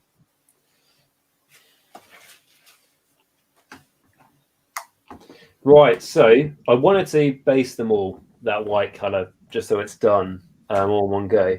But what it should be the first one I paint? Should it be the this is their professional names, by the way, their real names. Should it be the leader? Shall it be the belly dancer? This is a. Is that the male or female that you're talking about? I mean, I think it can work up as both. No, that's the female. This is the male, who's arguably better looking, with the bow. And then here is the non-binary one. Oh, yeah. So, I mean, look how weird. Look at his little tail. Yeah, well, how you can see it, yeah. Are bulls' tails big, or are they short? Like, I don't. Your mind's surfacing like that is Sage Sigma. How penisy could you paint that, do you think? Not penisy. I mean, I can do really good work on like vein detail. That's what I can say. I think you should do that. The model's actually spitting as well, which just happens to be a thing. No, it'll be painted black like all the beasts and stuff in my army. And I've realised so a big black cow is what you're saying, a BBC. There you go. Yeah. I mean, to be fair, that's very true. And what I have learned though is I love painting black skin. What you do? I do, and I've realised that when I've been painting my acolytes, because I used to only paint white skin, but I started doing the black skin, so it's more diversity and stuff, isn't it? Which is nice. But I just find it like nicer to paint, because I feel like you can just get the highlights and stuff better, which is cool. Well, because I'll tell you, right, the method, because again, I've very recently done dark skin as well, and again, it is on this guy here. I don't know if you probably can't see it that well. I can see the top off. Yeah, again, Instagram. But the things with that, I've always found it difficult. I really have, and until again, it's YouTube, find out, and then I found this very simple technique, which is dried bark, then do Druchii Violet over it, then do a little bit of highlight with dried bark again. Works fine. Works a treat. Is that and it's not particularly hard to do.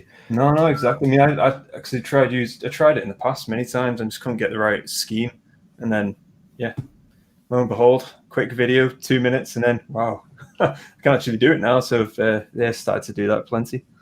Exactly. I think that's a good point as well. Like, never be afraid to look up on YouTube, Google, and stuff like new techniques and stuff. I mean, like, I remember coming across like one thing probably for me most recently is I saw Duncan Rhodes. He's obviously got a great channel, and I don't watch all his videos and stuff, but I saw one came up where it's like how to make your own storage box with using magnet sheeting. And I know we've talked about that before. Because I think you, Matt, said you've got a lot of boxes. Yeah, exactly. And there we go. All that. And it's like how to make your own one of those boxes with magnet sheeting and magnet on the models. It's like 10 minutes long. I'll watch it. I clicked on it, and then like now I've realised that's what I'm going to do for every single one of my armies. I've already done one box, and it's just so cheap, and it's honestly like I can't even look back. Even just for storage, as clearly demonstrated by Matt there. So, yeah, definitely. Tell you what, that's those 10, at least the silver down, because then I'll be going over it with Athematic Blue to give it a nice little sheen and colour, because that's the guy I did recently. Oh yeah. Sheen armour. You can't really tell that well, but so I'll be doing that on the Namati Thrall's armour, and yeah, it's going quite well. That's good. That's definitely. I mean, like progress. I showed you my progress, didn't I? Yeah. But you have been doing like 90% of the talking here, because I've been obviously going headlong and straight into this painting. I mean, I've been told I'm a very good org communicator, which is something I take pride. I think the person who told me that just didn't want to talk to me much and just let me talk majority. But no, it's like, and also it's nice. There are a lot of people in the chat, which is nice as well. Yeah, of course.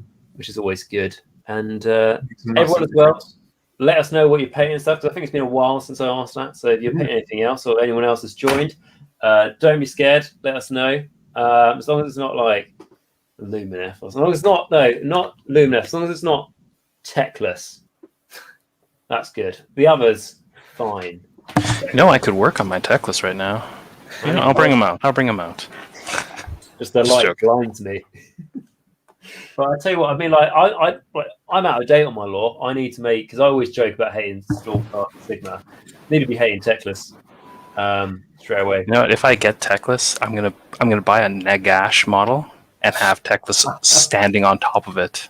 Selenar's gonna be just like standing on top of it, freshly conquered Nagash. You made me blow snot out my nose. No, that would be cool. I mean, like, very expensive base, but I mean, I'll give you a spare head, but it only comes with one. You know what you should use? Give me head anytime you want. So what's happened, Mood Matson? I mean, you're not even painting Slaanesh. But I know, but you are, so you're in the mood. It's all right. Exactly. Lockdown has been a very lonely time, but after watching, not watching, that makes it sound massively worse. Doing lots of watching during lockdown, but also after reading a BBC News article that came out the other day, finding out the safest way to keep yourself occupied in a certain way, I have been taking one for the team quite a bit, and doing my bit, being the local hero. I just feel really bad because someone's actually put a serious. That's how you save lives. I applaud you. Literally, I've seen I was going to go into a jokey, but I won't, just in case. If anyone ever hears me say anything horrible, I generally have really dark, sarcastic humor. But Sean is saying, hello, I'm painting some possessed Chaos Space Marines. Awesome. I've got 2 of those to paint. Along with my backlogs, I have got the Chaos Start Collecting box set, or the half of Shadow Spear, I think, when it came out. The Chaos half. And definitely. That sounds, they're really cool models, and I'm looking forward to it. And I'm going to use them for my dioramas for my Imperial Knights. And I'm really going to look forward to having, I'll make a little scene of like a Space Marine getting cut in half or getting barged out of the way. I've got the Riot Shield guys from Necromunda, and I'm going to have like 2 Riot Shields like that, like big, tough, like body armor guys with the Riot Shields. But the Chaos Space Marines just sent them, the Possessed Space Marines just like sent them flying, because obviously it's a hell of a lot. And I think the best Chaos Space Marines are Word Bearers, personally, followed by Thousand Suns. Night Lord's pretty cool.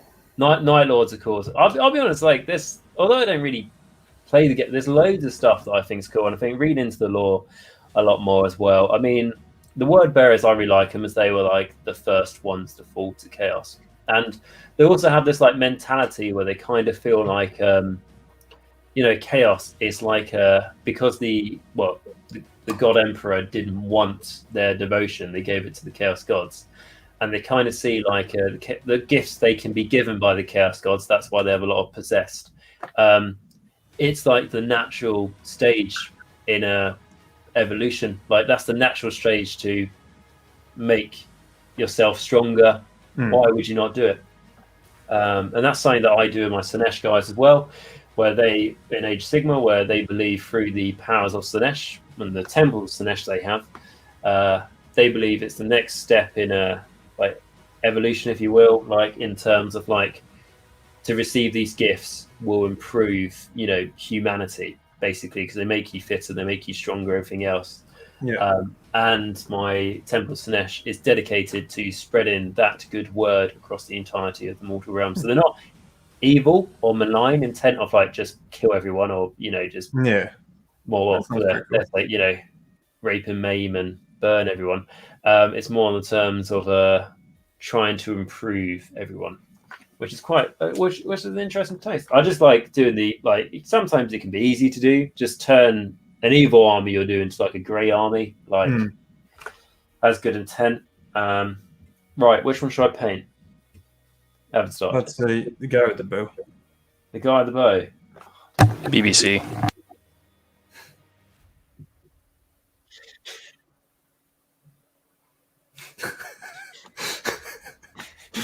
You know you want to. My least favorite model. Yeah, we were actually talking about that, weren't we? Before Matt joined. Oh dear.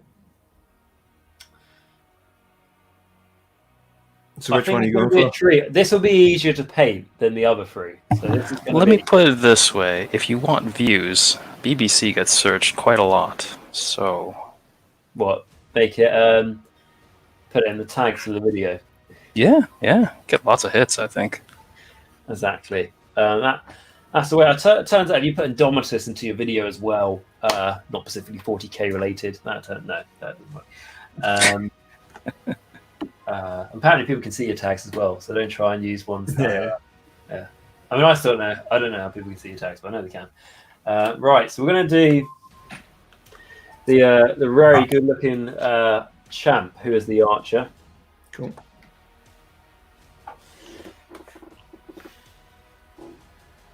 How am I going to paint you? I've got a pierced belly button. All right, so I'm just going to go over some of the smudges and then get cracking on. To be honest, these guys, the thralls, the mighty thralls, they are really, really cool looking models for sure. Painting them, they're okay. They're okay, to put it that way.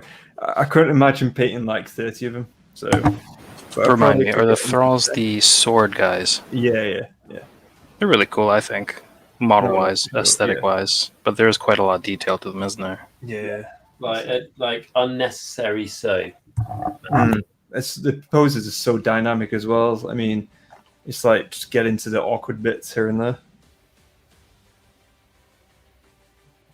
Yeah, I can completely imagine.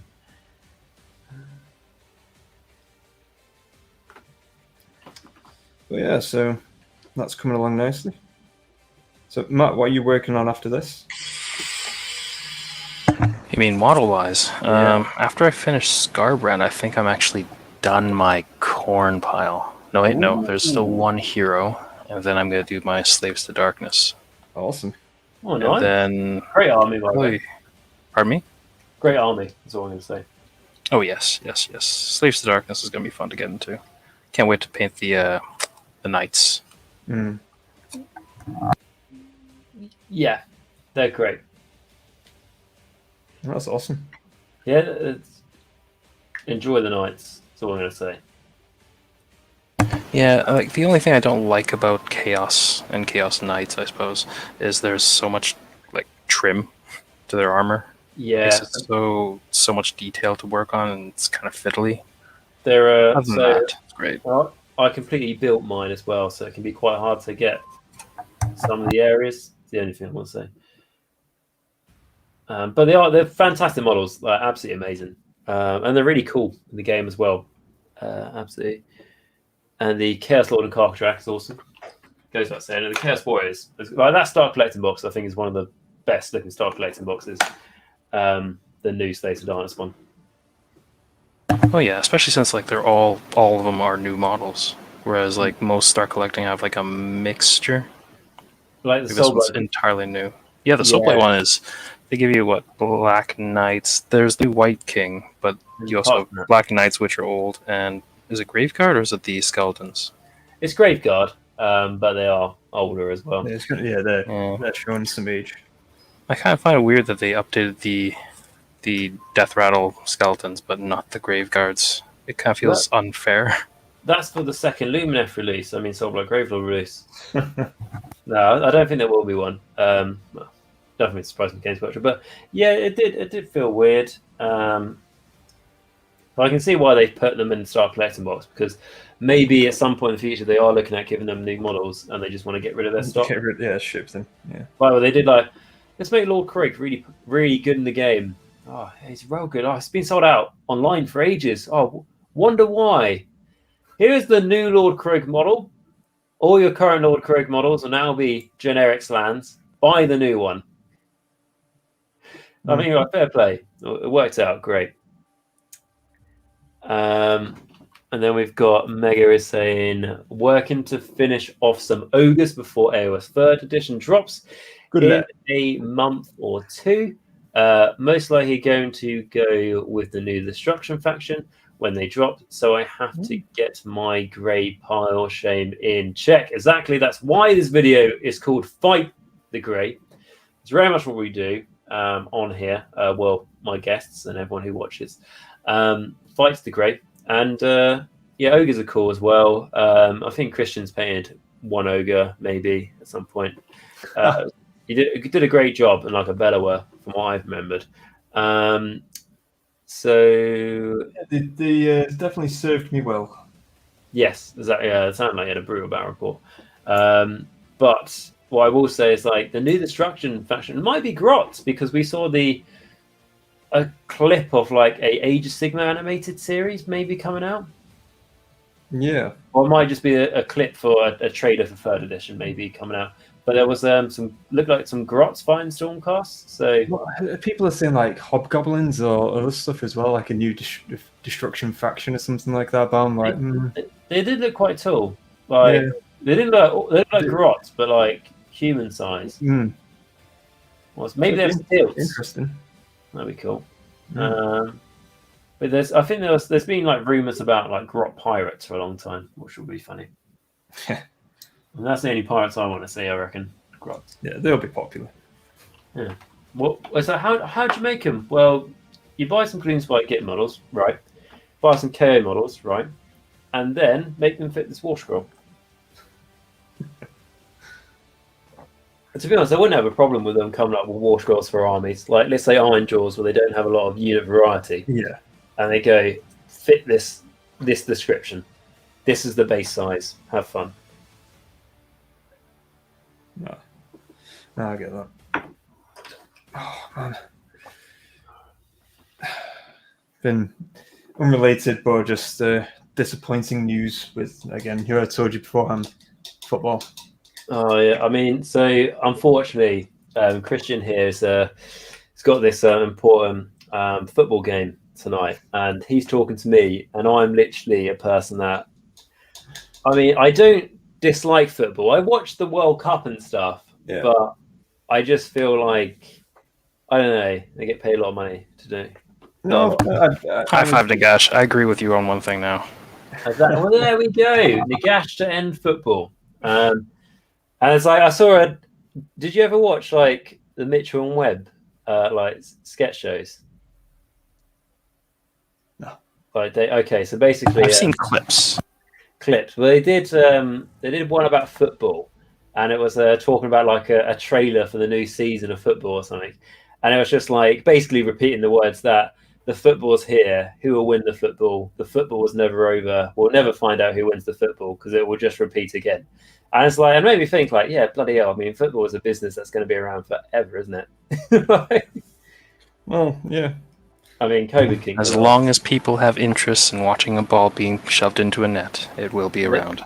They have for many generations, to the point where they go, what about if we change the way the net look and how you can handle the balls? But that's just everything. I can take all this on the chin because you can apply that methodology and logic to anything. Yeah, I mean, really, there's no point in life. Which if you want to sign up to Nagash's regime, it's just to the left. It's a lot easier if you give us the bones than us go looking for them. That's all good. That's what counts. Yeah, exactly. So I have been sort of like talking about something not Warhammer related as well. Sorry, you were going to tell me something about football that I just completely No, derailed. that was it really. Just saying. So it's been on in the background kind of thing. So just sorry, yeah, I won't go into it, but yeah, not great. Did you lose? Yeah, the team lost. Yeah. Sorry to hear. Who was that against? Penalties as well. Sucks. Who was it against? I hid my rage quite well. Yeah, you did really. That I mean, you might sound like you're closing paint pots, but you're really just crushing fools in your hand. I was just shaking. They're just shaking with rage underneath. Who are they playing against? They're via Real. Oh yeah, you told me, didn't you? Is that's not a local team, is it? No. We won't go into details, all right? Because I'm going to have to explain what football is to you later. So right. So the offside rule. No, I think I know. That's the one where they touch it with the foot, right? No, they do the hand. No, yeah, because I've seen them do it in America, and they have like body armor, and they run with it. Yeah, but we call that hand egg ball. That's a little bit different, I think. The egg handball with fries. Right, but what I will say is something that I did today. That's not Warhammer related. I'm not absolute nerd. But I've been catching up on the Marvel films. So I watched. I think the only one I haven't seen, to be honest, because I saw like the Infinity War, then the other one, or whatever order it was. There's a lot of films, all right, and they must make so much money from this. But I watched the Spider-Man Far From Home or Away From Home. Is it Homecoming or Away From Home? It might be Away From Home, like the late, like okay, when he goes around Europe and stuff. Yeah, I thought that was quite good because I was kind of going into it like Spider-Man is going to be quite kid orientated. Like I don't think there's much blood in it at all, that sort of thing. But it's probably the same with all the Marvel films. That's why all the bad guys are CGI. They're very light-hearted to an extent, I'd say. Yeah, compared to DC, light-hearted compared to DC. But yeah, I thought it was quite good. To be honest, what's your favorite? What guy? What superhero? No, your favorite film for Marvel? You said you've been going through them, haven't you? Oh. Yeah. Well, I've been going through like the latest ones, and none of the latest ones are my favorite. I liked because I think with the latest ones, because there was like it took me a while to get around to them. I found like any spoilers out I knew like ages ago, and not because I was like asking people. It's just like you can't get on the internet without finding out what happens to Thanos. But I like Black Panther. That was a good latest one. I was so on that one. Yeah, and my favorite Marvel film though is probably of like the main ones is probably the first Iron Man one. I really liked. Yeah, and I like the first Captain America. For those two solid ones. I did like. I don't know. Probably my favorite or one of favorites is Thor Ragnarok. Have you seen that? Oh yeah, that's good. Yeah, I like that. Oh yeah. I thought I loved that. It's quite quirky. I thought that was quite good. And they had what's his name then? Ian Malcolm from his name Ian Malcolm from Jurassic Park. He's I can't remember his name now. He's like he's like the governor or something, isn't he? Kind of thing. Yeah. I like that. That was a good film. Yeah. And I'll be honest, like Guardians of the Galaxy. I watched the first one, got halfway through. I couldn't. I just didn't. I liked the guy from it. But I was just trying to vibe the talking raccoon and the tree thing. But I was like, after the 50th time he said he's Groot, I was like, I haven't found that funny yet. And I think that's the problem. I can appreciate Guardians of the Galaxy. I think it's decent. But yeah, it's not up there with my favorites. But yeah, I can appreciate what you're saying. I appreciated the big like Endgame and Infinity War in the terms of like it was cool just seeing like all the superheroes together. But I think like my favorite sort of like superhero film has to be like the Dark Knight. I think was the one. Batman. Like yes, that's like that was amazing. That's the one with the Joker, right? Yeah. That was great. and I say that overall, like Marvel's probably. I mean, I don't know much about the superhero stuff, but between Marvel and DC, but Marvel maybe it's got a bigger budget and stuff. Seems to be a bit better. They've just done it a lot smarter in terms of the way they've rolled things out. It's even like the new director's cut. Was it Zack Snyder's director's? Yeah, that is so much better than the original. And so, can I just ask, how does that work then? Because I've seen the original, but when it's had a cut, I presume he just like just edited the film. But has he actually made new scenes and stuff? Or so basically, it's like some of it's been reshot and redone in terms of how it was originally, and the reason again because the official one, if you like, that was quite light-hearted and in some aspects, and you were quite jokey as well, where they removed some of the aspects from the original director's cut. Because again, it basically the idea with this re-release, if you like, or the official release to an extent, was that that was gonna then lead on to other darker timelines, like darker films in the future for DC, where Warner Brothers, they were like, no, we like the Marvel format, so now let's make all of our films insert humor everywhere, that kind of thing. And I'm like, well, Marvel have already done that. Why bother, replicating that? Just go with. And you always see DC was always darker and more gritty. And stuff. Exactly. And so it is what it is. But I'm hoping that they're gonna at least do something else with DC now, because I think that it's like the new Batman that's coming out. That's going to be. Is there a new one? Yeah, what's his? I can't believe his name's blanking me, but the guy from Twilight. What's his name? Oh, yeah, him. I can't remember his name. No, but he's is his name Duggery in Frederick Duggery or something like that in Harry Potter? All right. Because he was in Harry Potter. Yeah, he was in Hufflepuff. I know that, and he got killed, and that's the most amazing thing, an interesting thing Hufflepuff's ever achieved in its life, is to die. There you go. Vernon's got it bang on there. So basically, the Snyder version wasn't great because obviously it wasn't. The director's cut there was. There you go, Patterson. Yes. Thank you so much. Thanks, guys. But yeah, so in terms of Batman, he's going to be the new Batman as well, which I'm actually really looking forward to. I think it's going to be pretty cool. I mean, I just want to say, as someone who identifies himself as a vampire, I really feel like he let down our race hugely. So that'd be interesting. I mean, I hope they don't just do the origin story again. I mean, that's the one thing that nearly killed me with the Spider-Man films. I've literally seen the origin story 3 times in 3 different films, and I think I've seen the cartoon as well, the origin. Yeah, you can skip the first 15 minutes of the movie. There's no rush to get in. Yeah, exactly. It's just like, what's his name? Uncle Ben or something, isn't it, from Spider-Man? It's like, I don't need to see him be killed in a robbery for the 5th time. It's just like, because you're going to connect with the characters, aren't you? And it's like, I've seen Spider-Man make his first Spider-Man suit out of clothing. It's for those brand new viewers, I guess. But yeah, I do get that. I mean, how often do you really need to review the origin story? Because at this point, I'm pretty sure everyone is born knowing the Spider-Man origin story, is born knowing the Batman origin story. No one doesn't know it anymore. Exactly. Boy bit by spider. That's basically it, isn't it? And then the new one, like Tony Stark technology, and that's basically it. Yeah. No, but I do get it. It's just constant. Yeah, you just don't. You can just no rush to queue or anything like that. Just wait, get your popcorn later. Then you come in and be like, oh, just the origin story's finished now. We can continue watching it. Yes, exactly.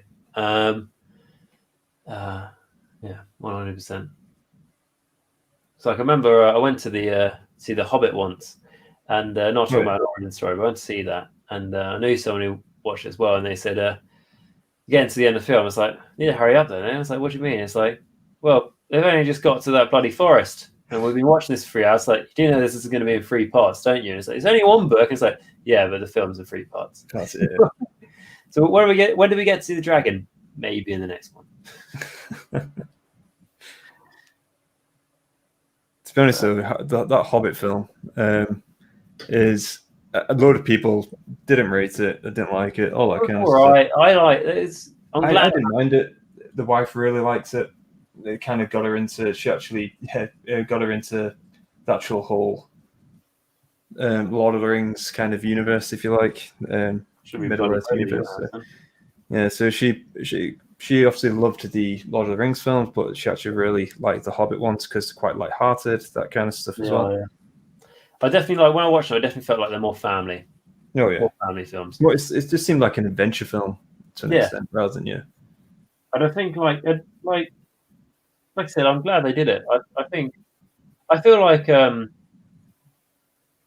my biggest gripe with it, and like I said, I overall enjoyed it anyway. But my biggest gripe was probably not use as much CGI. Like have actors in costumes, like because they did that in Lord of the Rings. 100%. Yeah. And and obviously if it's like panning over like hundreds of warriors, obviously CGI it. But but there was like even when it was panning over like 10 orcs and they're all CGI, or even like one orc or something, it was because even like the main bad guys were all CGI, weren't they? Like the main orcs, the pale one and stuff. Even like obviously there's not, you can only do so much with makeup and costumes and stuff, but it still has that, makes it realistic. And I think that's why the Lord of the Rings films still look fantastic and don't need a remake, because so much of it was like down to the makeup and props department. I remember watching the extended, not just the extended, but the like behind the scenes on the DVDs when they came out, and I watched them all, like how they built the chainmail like link by link for all these extras and everything like that. Yeah, seriously, they had a whole team effort, everything behind it. It took they did this such a great thing to obviously see. And obviously we're taking so much time and everything else, and this was the first one. This was like it wasn't a proven concept that this was going to be a smash hit. Like you could kind of guess because of the cast, and the book series had done well, but there was no and the cartoon was appreciated as well. But yeah, it's just like exactly. And do you know what I'm looking forward to? Go on. The Amazon series of Lord of the Rings, when it eventually wants to come out. I mean, they announced it like it feels like 10 years ago now. It's based on the second age, isn't it? Yeah, and they announced it like 2 years ago, again saying like we're now going to select the cast, and it's like get on with it. You've had ages. Like I want it to be good, but come on. I think like they announced they were going to do it like 5 years ago. And I thought like within 5 years you would maybe have the first season. I'll tell you what, that's great though. What I enjoyed, The Witcher. Yeah, good. I think for The Witcher, for me, I think it was one of those things where it's better the second time you watch it. Well, you kind of in a way, because honestly, I liked it, but then I was like, when it's like it goes from like one scene to another in terms of like time difference and diet. It's like going back in the past and present, and I was like, where the hell am I? And then obviously it dawned on me, and then the wife didn't really follow through with it in terms of understanding the whole thing, and I had to explain it to her, and that kind of put her off a little bit. I think even if it just had like a subtitle saying like 2 years earlier or something like that, just to give a bit of context where we are. 100%. There's one bit where I was like, well, I thought that person was dead. Like, and it wasn't even like, it wasn't even, first to me, it wasn't even like, this is in the past. I was like, is there something else going on? Actually got a twin? Yeah. Like, is there a parallel? Like there was. Yeah, no, I get that. But I loved just how dark it is, and I think Henry Cavill did a pretty good job. I remember. Sorry, Matt, were you going to say something there? Because I thought I heard your mic move. No. I was just going to say like, which is a good series, but I do agree that the time jumping bit really confuses a lot of people. I felt kind of disjointed for the first little bit until I realized what was going on. Yeah. It's fine once you know to expect it, but like for first little bit, it was kind of weirdish to get into. Yeah, 100%. Yeah, I completely agree. I think Henry Cavill did a good job. I remember legend, like the guy. Yeah, a best superhero all time, Superman, mainly because he took a picture of him playing a custodian helmet once. Completely maybe think he's amazing. But the other thing with when I was talking about someone and they said like, oh, I feel like he was a bit wooden, his acting skills and that. And it's like, a witch is not meant to have emotion. Like, that's why it seemed wood. Do you know what I mean? Yeah. Understand the natural character first, yeah. It's like, stop being a norm and read the bloody law. You know what I mean? Well, this is it as well, isn't it? It's like Daenerys watching it without knowing the law. Yeah, so exactly. So they need to explain that a little bit, or like at least have a little, like, I won't say dumb it down, but like have a broader scope so people who do come into it without knowing the law understand this, why he's obviously the way he is. No, just call them bloody norms. Like, Daenerys out of Game of Thrones. Yeah. That one people call her Khaleesi. It's like, you watched bloody 8 seasons of this. You should know her name. Bloody norm. Or if anyone goes like, if anyone says, I don't know, like, when you someone doesn't know anything about Warhammer, but they're willing to like put in some effort to try and make it sound like they're interested in your stuff, and they're asking why I'm not playing my Nighthorn stuff with Martial Arts Bone Reaper stuff, and they don't know they can't ally. I mean, like, what's even the point of them trying to be interested if they're not willing to read the bloody army book and go to the last? No, I'm joking. That never comes. Conversation never happens. Wow, I was worried there for a moment. Jeez. Yeah, I was like, wow, it's brutal. Plus, still hasn't been let out of the cupboard yet. It's been 3 months. I thought the smell was them obviously going to the toilet, but now the smell has got pretty bad. So I think just check. Yeah, it's pretty bad. But fresh bones of the harvest.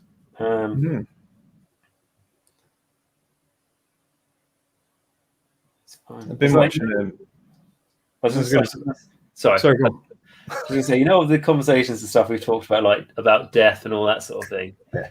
And in Warhammer, I don't know. When I mentioned like ethnic cleansing, you take any of that stuff out of context, it sounds like horrible people, like really bad. What are you going to say? To be honest, I'm just going to follow up from what you're saying there. Then it's like in terms of like 40k as well, and obviously AOS in the setting and all that. It's very much like, I know 40k especially as well. It's like in the Imperium, they are the most racist, xenophobic, religious, fanatical people, and yet they're people like, for the Emperor. I was like, you know what I mean? Like, really? For that guy? I don't like that wasn't his original plan. They've kind of turned into fanatical lunatics rather than his actual plan, which I understand because he's just sat on a throne now. So he didn't want to be a god, did he? And he didn't want that kind of path for his humanity, but because of like what 10,000 years or whatever of just obviously decaying and flipping, just seeing him as like a god or that kind of thing. So sacrificing like, was it 1,000 psychers, like wizards a day, or 10,000 psychers a day? Just to keep them alive, but keep the light on. Yeah, leave the light on, exactly. And what I'll say is, but the Imperium man has to be like that, otherwise it will collapse. Like you need that horrible dictator regime, or it'll collapse. It's like that, like the best, apart from being like in a the 0.001% of people who actually have a decent job in the Imperium. The best job you can hope for is working in a factory where you work like 16-hour days, and the things you're making in the factory, the chemicals going off, will probably kill you. I'd tell you what, one job I wouldn't mind is being an Inquisitor. I think that might be pretty sweet. Inquisitor's pretty good until they go, right, there's a heretic situation on this planet. Like, you've got a bodyguard, like, just hopefully the corruption hasn't spread too far that you might. But it may have. So where's the big red button? Where's the big? I mean, I want to be in charge of the exterminatus process. Yeah. I think like if you ever play Dawn of War and there's that scene, and it's just that line, isn't it? I probably won't remember it right, but it's that line where it's like, I confirm with my authority that I'll like sentence like 1 billion souls to their death, and it's just like, obviously that's not a good thing, but it would be really cool to say. with people cheering for him. Yeah, go on. Yeah, go on, yeah, press the button. But we're not even. It's like a massive lad thing. It's like, but we're not even over the right planet yet. Yeah, just press it. They've all been drinking. Just press it. All right. Turns out they're still docked. Haven't even left. Well, to be honest, it's like going obviously venturing back into the mortal realms, if you like, with Age Sigmar. Yes, You've got Sigmar himself. Age Sigmar channel. Yeah, you got Sigmar himself, who has caused a lot of problems for the people he's trying to save and everything else. So it's each and every deity is definitely, there's no good guy. There's not. That's similar to like the 40k side and AOS side. There is no good guy. They've all got their own agendas, their own schemes. It's not a black and white in that sense. But you got Nagash, so obviously, like we all know, and everyone in the chat as well, we all know that Nagash is the good guy. He just wants to end chaos. You may be all, but a good guy. But he is a realist, and he understands that. Right, stop chaos. You need to end emotion. He's very cold and logical in terms of the way he uses his tools. So obviously you got that new one, that spirit tormentor, whatever you call it, torture guy. Obviously he imprisons people, and then obviously it's like a vampire guy imprisons them, and then he ended up, then saying, okay, you know what, instead of killing you, I'm going to put you in a castle or fortress. You can disappear from here, there, and everywhere. Go out, do some killing for me, come back, spread death, that kind of stuff. So yeah, he's got purpose. He's got, there's logic there, but at the same time, it's very cold, dark. I think also, like, when you lived as long as he has, and most of that has been in not in living form, you kind of you just develop that cold mentality, because you look at things, it's like, that's not going to last forever. So they don't say, like, if he kills a whole town because it's part of his. Like, if he kills an entire town, wipes out with magic, but that's just the small piece in his entire plan. It's like you just killed that, like, thousands of people without no thought. It's like they're going to die anyway one day. This is his plan. They serve a use to me now in his plan. And because obviously Nagash thinks he's right in everything he does. But Teclis, like you said, and Sigmar think they're right in everything they do, and they'll have no other way. It's like Teclis had a conversation with Valeria, where Valeria was like, basically, you're pretty arrogant about this and shouldn't be doing it. And Teclis was like, I know what's right. And Valeria was like, I'm going to yeah, exactly. Which is what I liked about, apart from Jeff basically losing every battle in Teclis book, which was, it was a little like, a really nice day. Like if it was like, 1-0 and then 1-1 and then one just got over the other one, rather than just stacking upon stacking upon stacking upon stacking of Nagash's apparent incompetence. But what I did like is, before the battles were decided at the end, they had this lovely theme all the way through it of Teclis and Nagash massively underestimating each other. Yeah. So because Teclis thought, I'm the best, and Nagash was like, there's no way he can come up with like a plan that can surpass me. And it was just, I think it worked out really well. It didn't work out really well, but it was just cool storytelling. No, for sure. Yeah. And obviously the whole Nagash being the bad guy and he should be the one we don't like, and then because he's raising the dead and making them fight against their own will. I mean, Sigmar Stormcast, making them slowly lose their humanity. It's propaganda is what it is. Yeah, and like the life of the Stormcast is a horrible one. I haven't read any lore about the new ones, if there is lore out yet. Like, because I don't believe they've released any lore about them yet. They've just released pictures, and that's about it. There's nothing really much more to them than saying that they can counteract that dark cloud that Bellacor's made. Yeah, which is good. And because at some point, that was a quick turnaround, though, wasn't it? It was, yeah. Yeah, I mean, I heard about the Bellacore thing. I'm like, oh wow, that's pretty game changing. That's then going to affect the narrative. And then, nope, Sigmar solved it. That's all right. Continue. Well, that was a lost opportunity for some narrative lore there. Yeah, it's a bit boring, isn't it? It's like, I mean, I'll be honest, like the first year or two of Aeolus lore was battle happens, doesn't matter the two armies, Stormcast might not even be fighting. And then it's like the clouds open, Stormcast come and they win. Like literally every battle for 2 years was like that because they just like had to really hammer the nail into these guys are fundamental to the lore and they are the foundations of everything to be built upon. It's like, but what about all the other armies that exist? How can you build the foundations underneath them if this is the new army? It's like, we'll fucking hammer it through those armies to make sure it gets to the bottom. And they've done that eventually. So yeah, fair play to them. But eventually, those Stormcasts will lose their humanity, though. Like, because they talk about it, don't they? Every time they get reforged, they lose pieces of who they used to be. So they will eventually just turn into cold killers. And Sigma just go like, it saddens me to know that this is the pain you go through. And it's like, not really, because the more you do it, the more they just become blunt instruments of war. So it saddens him, yet he creates more chambers. Yeah, exactly. What was that? I don't know if you ever saw that video, which was like, Sigma, my liege, you can't solve all your problems by just open new chambers. The hell I can. And just opens the... presses the big red button. Yeah, it just presses the big red button, opens the wizard one, whatever that was called. Not extremist. Something else.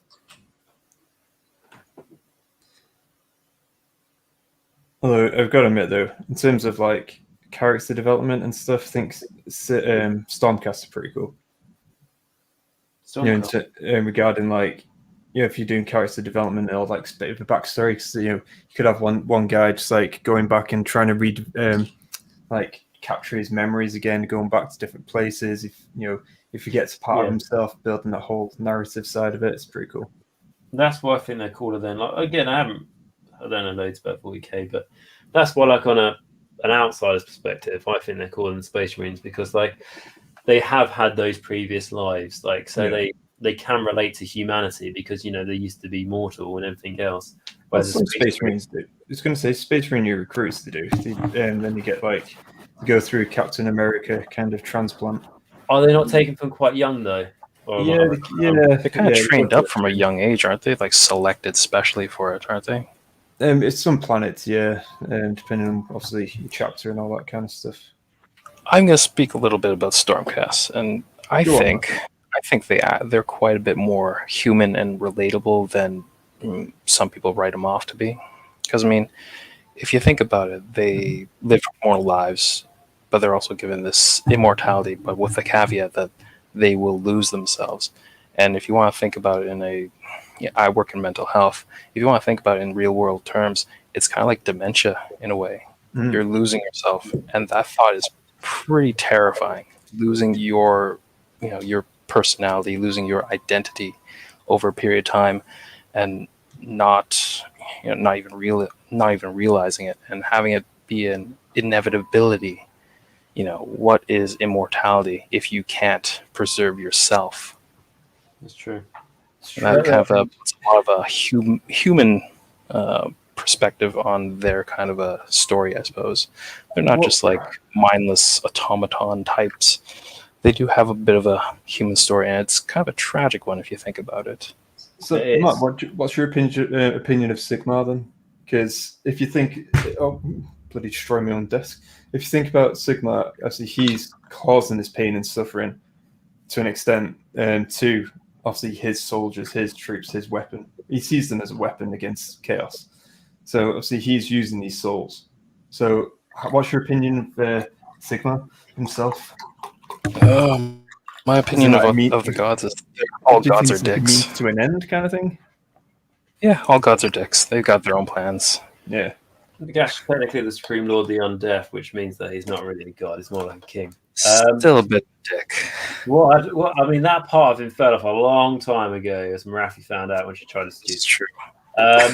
But it's just like I could just imagine that conversation because it's written in the law that Marathi tried to seduce Sigma and and Nagash would just like turn around and go, that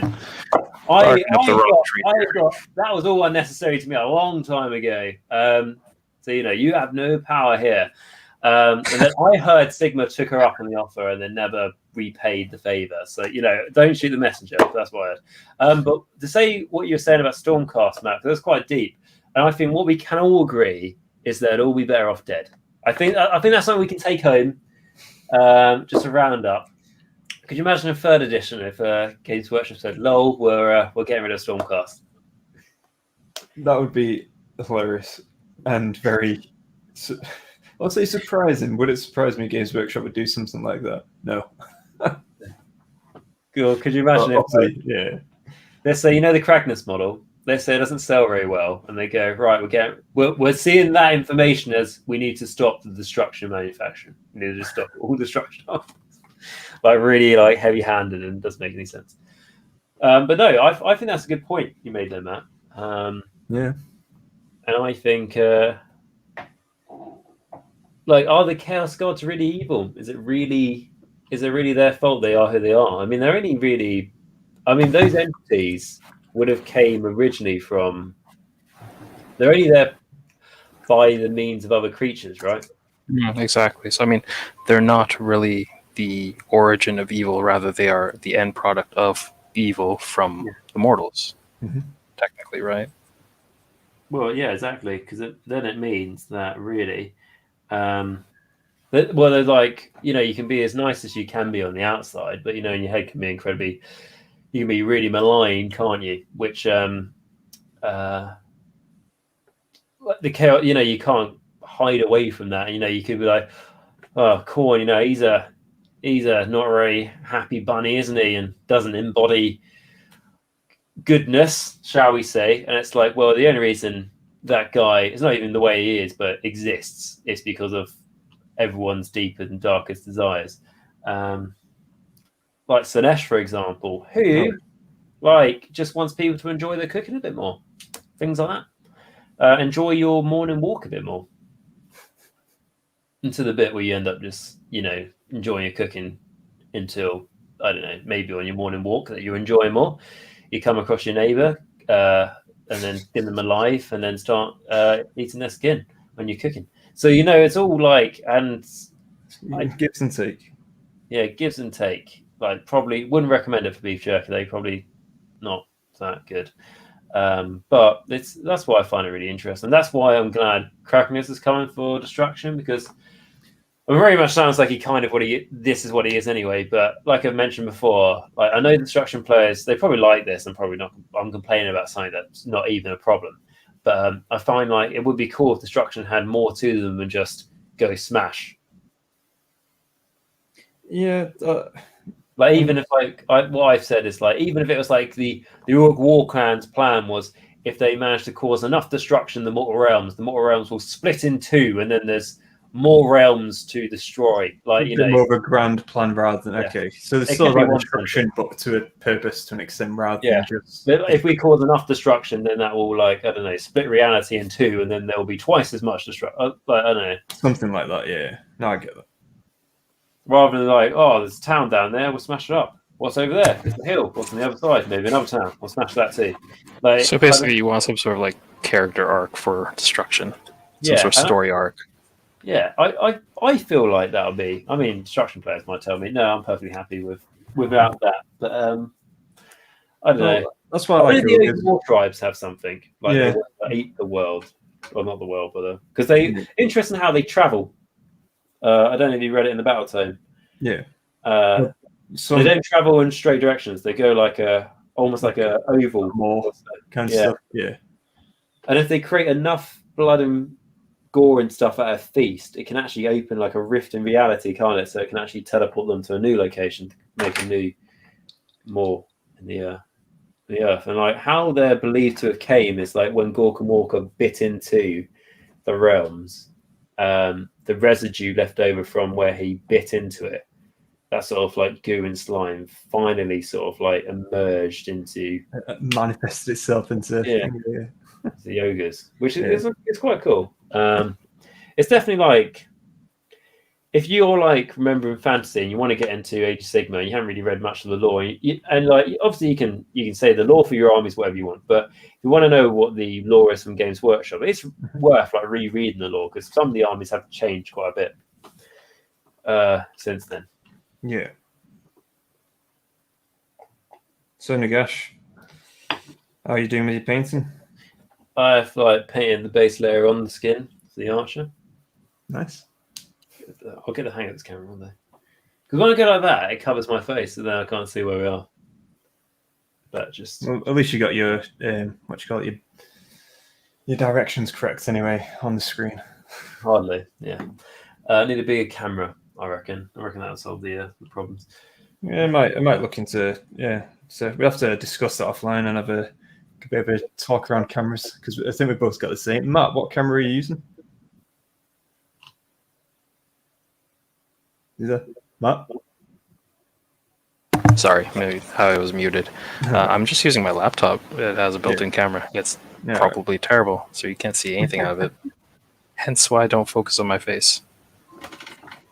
I think, like, I'll tell you what, like, if you were to record a battle report, I've established, like, if you were to actually, like, video record it, you can't really do it on a phone because for some reason the phone just doesn't like the idea of recording the battle report. Because what I find is on the phone it looks great. As soon as you upload it to a computer, it's just blurry and somehow exactly. So like, and I was looking into it. I was like, oh, maybe I'll get a camera for battle reports. And it's like I looked it up and I was like, oh yeah, that's it's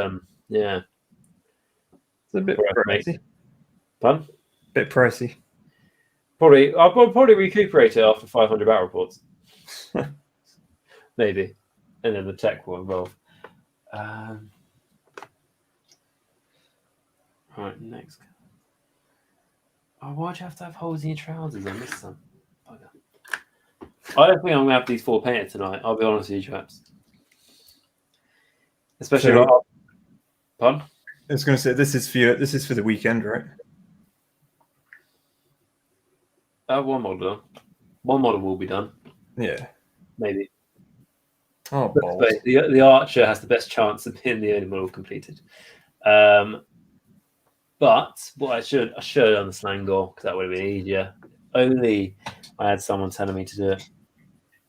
Well, I was going to say this is the furthest I've got so far.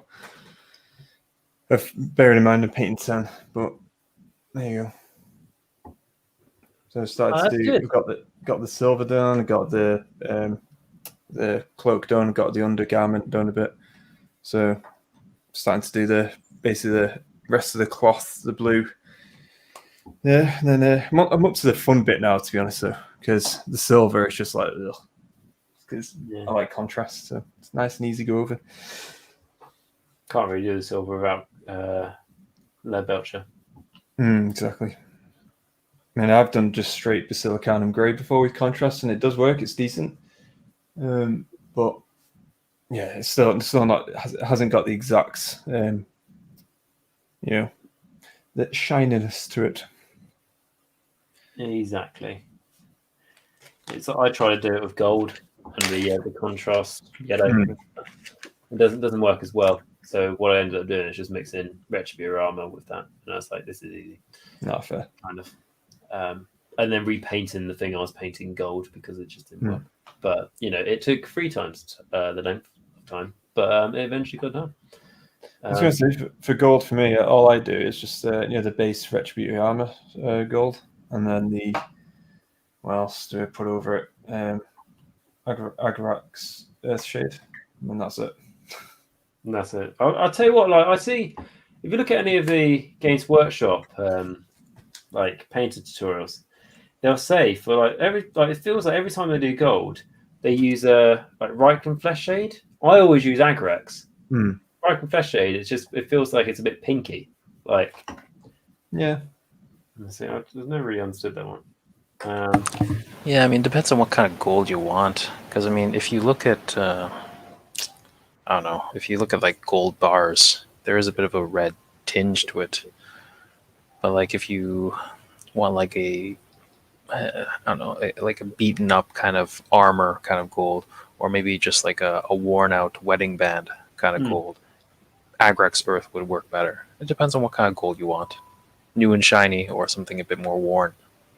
I suppose that when I've been painting death stuff, I suppose that's why I've always preferred the Agrax then. So it has that sort of grimy look.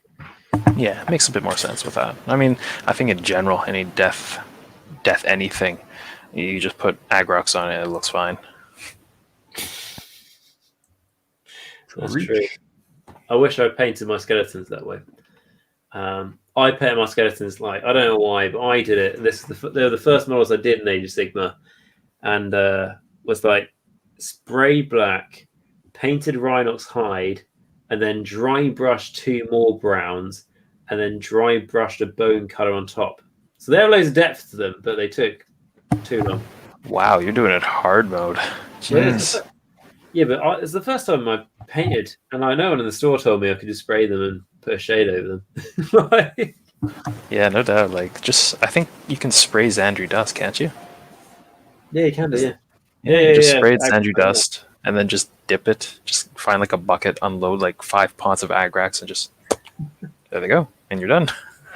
I'll tell you, like the best painting experience I've had is when went to the store when there was like a contrast paints are out, and you could like try them out in your local Games Workshop, and there was like tester models, and the tester models were not plague bearers. What are the zombies for?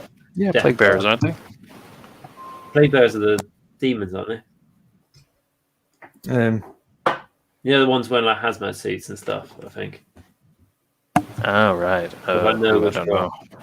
Don't remember. If anyone in the chat knows, let me know. But anyway, so those, and I was literally, because they weren't my models, and it's like, you just to test them and stuff. I was getting them, I was cutting their arms off, and I was getting the massive tool contrast pot and just going like that. And then putting it on the side, just dunking them in, putting them on the side. Great stuff. You know about Plague Marines? Like the little guy. Pox Walkers. Max is in on the rescue on this one. Pox Walkers. Cut the arms off, dunk them in. Oh, yeah. I'm sorry. Mm-hmm. The manager got annoyed after I did that 5 times, but it was great. But you also got Stormcaster paint, and what was cool. So just like had an hour to kill in the store and just mutilated Stormcast for a while. I was going to say, didn't your eyes bleed when you were doing that? Did my eyes bleed? Yeah, with painting Stormcast. It was close. It was close. Like my hand's still burnt from it. Touching the unholy, touching. Well, I suppose actually it would be the holy touching the unholy stuff, wouldn't it? Mm. Dirty Stormcast. The thing is, though, like half my Sinesh aren't Stormcast, so I can't really complain about the models.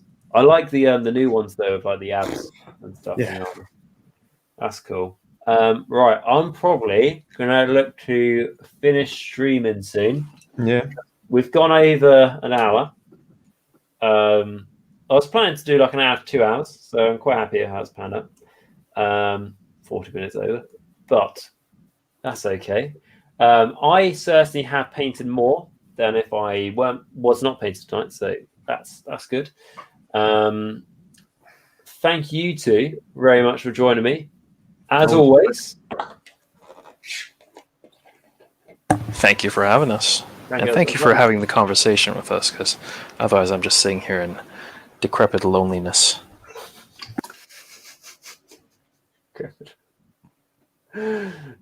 Careful your wife. You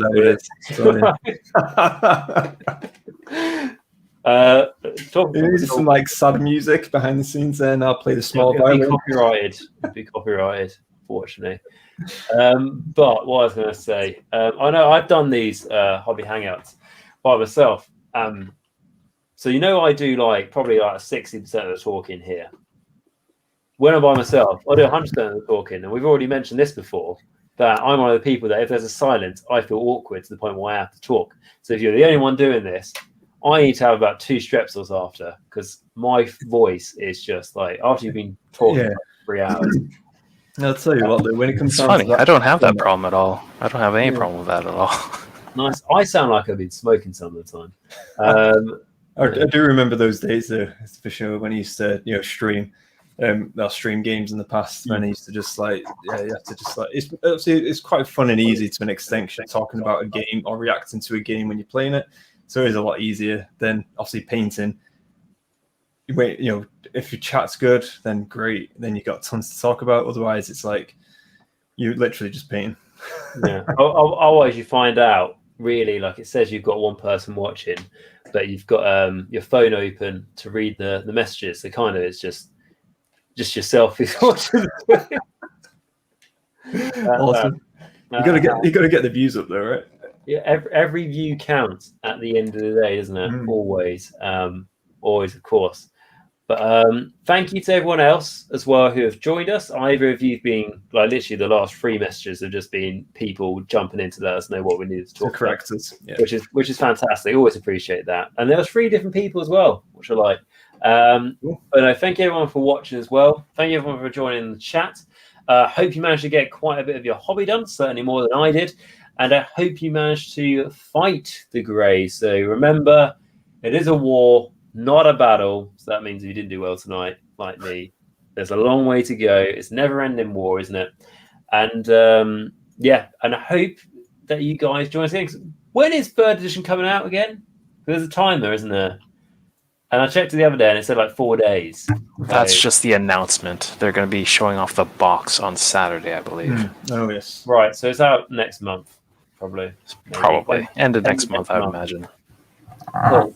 Because until then, I'm probably going to do a fair few more of these because there's not really any point me doing tactic videos because I finished my Bone Reaper series, which I'm happy about. But if I do loads of tactic videos, then they come out of date very quickly. And when you do YouTube content, for the most part, you want it to be as evergreen as possible.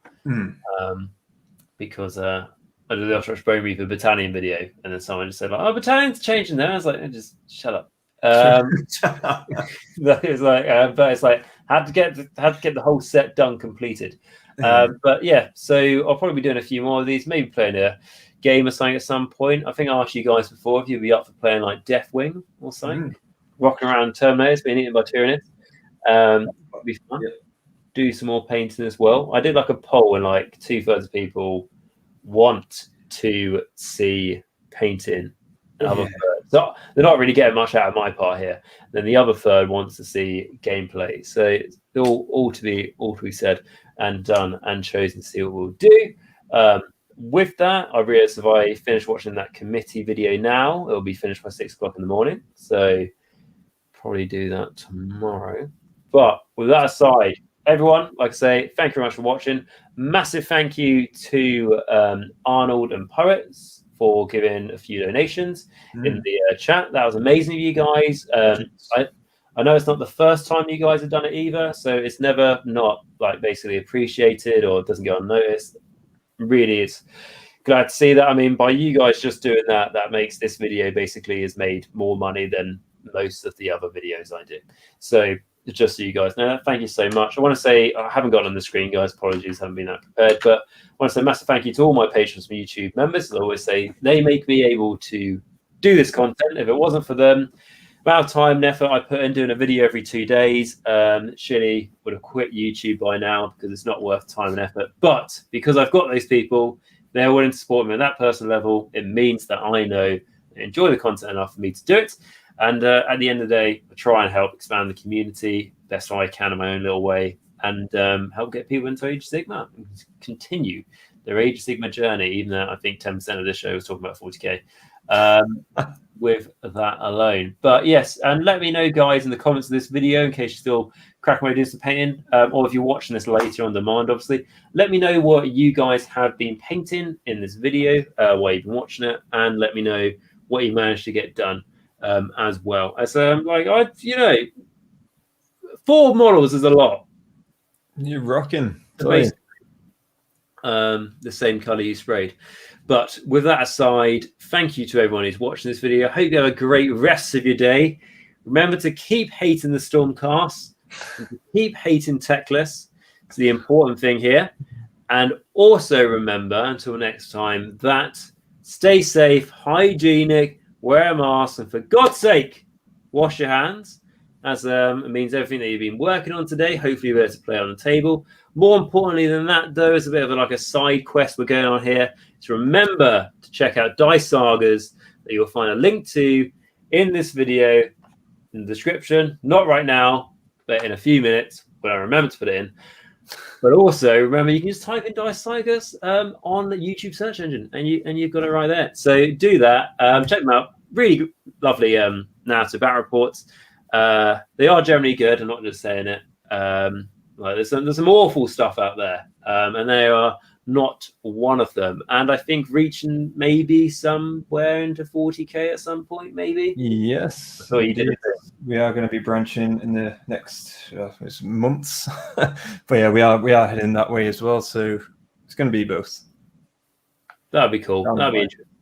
That'd be interesting to see. I'll be like I said, there's loads of cool things you can do with 40k. And what I really like about 40k, same theme as well. So it's basically what we'll be doing is very much the similar battle reports that we do now, but for 40k. So that'd be cool. And like I said about 40k, I don't really understand how the game works, but I've already invested money into it because I really like the lore. Because I think the lore is amazing. So like being lore now, and again, I haven't researched loads into it, but I haven't seen loads of narrative 40k channels and stuff. So that battle report, narrative 40k, fuck me, how many lore channels are on? Such a saturated market, but for battle reports, maybe not. But yeah, so definitely check out Christian and Matt for sure. Again, lads, thank you very much for joining us. Seen Andy's just said good night, lads. Good night as well, mate. I hope you have a good restful sleeping and you managed to get quite a nice bit of hobby done. So that, guys, remember, as always, this information hasn't changed for the last 5 years. Still very relevant, despite him not actually, I think, technically having a physical form at the moment. That Nagash is all, and all is one in Nagash.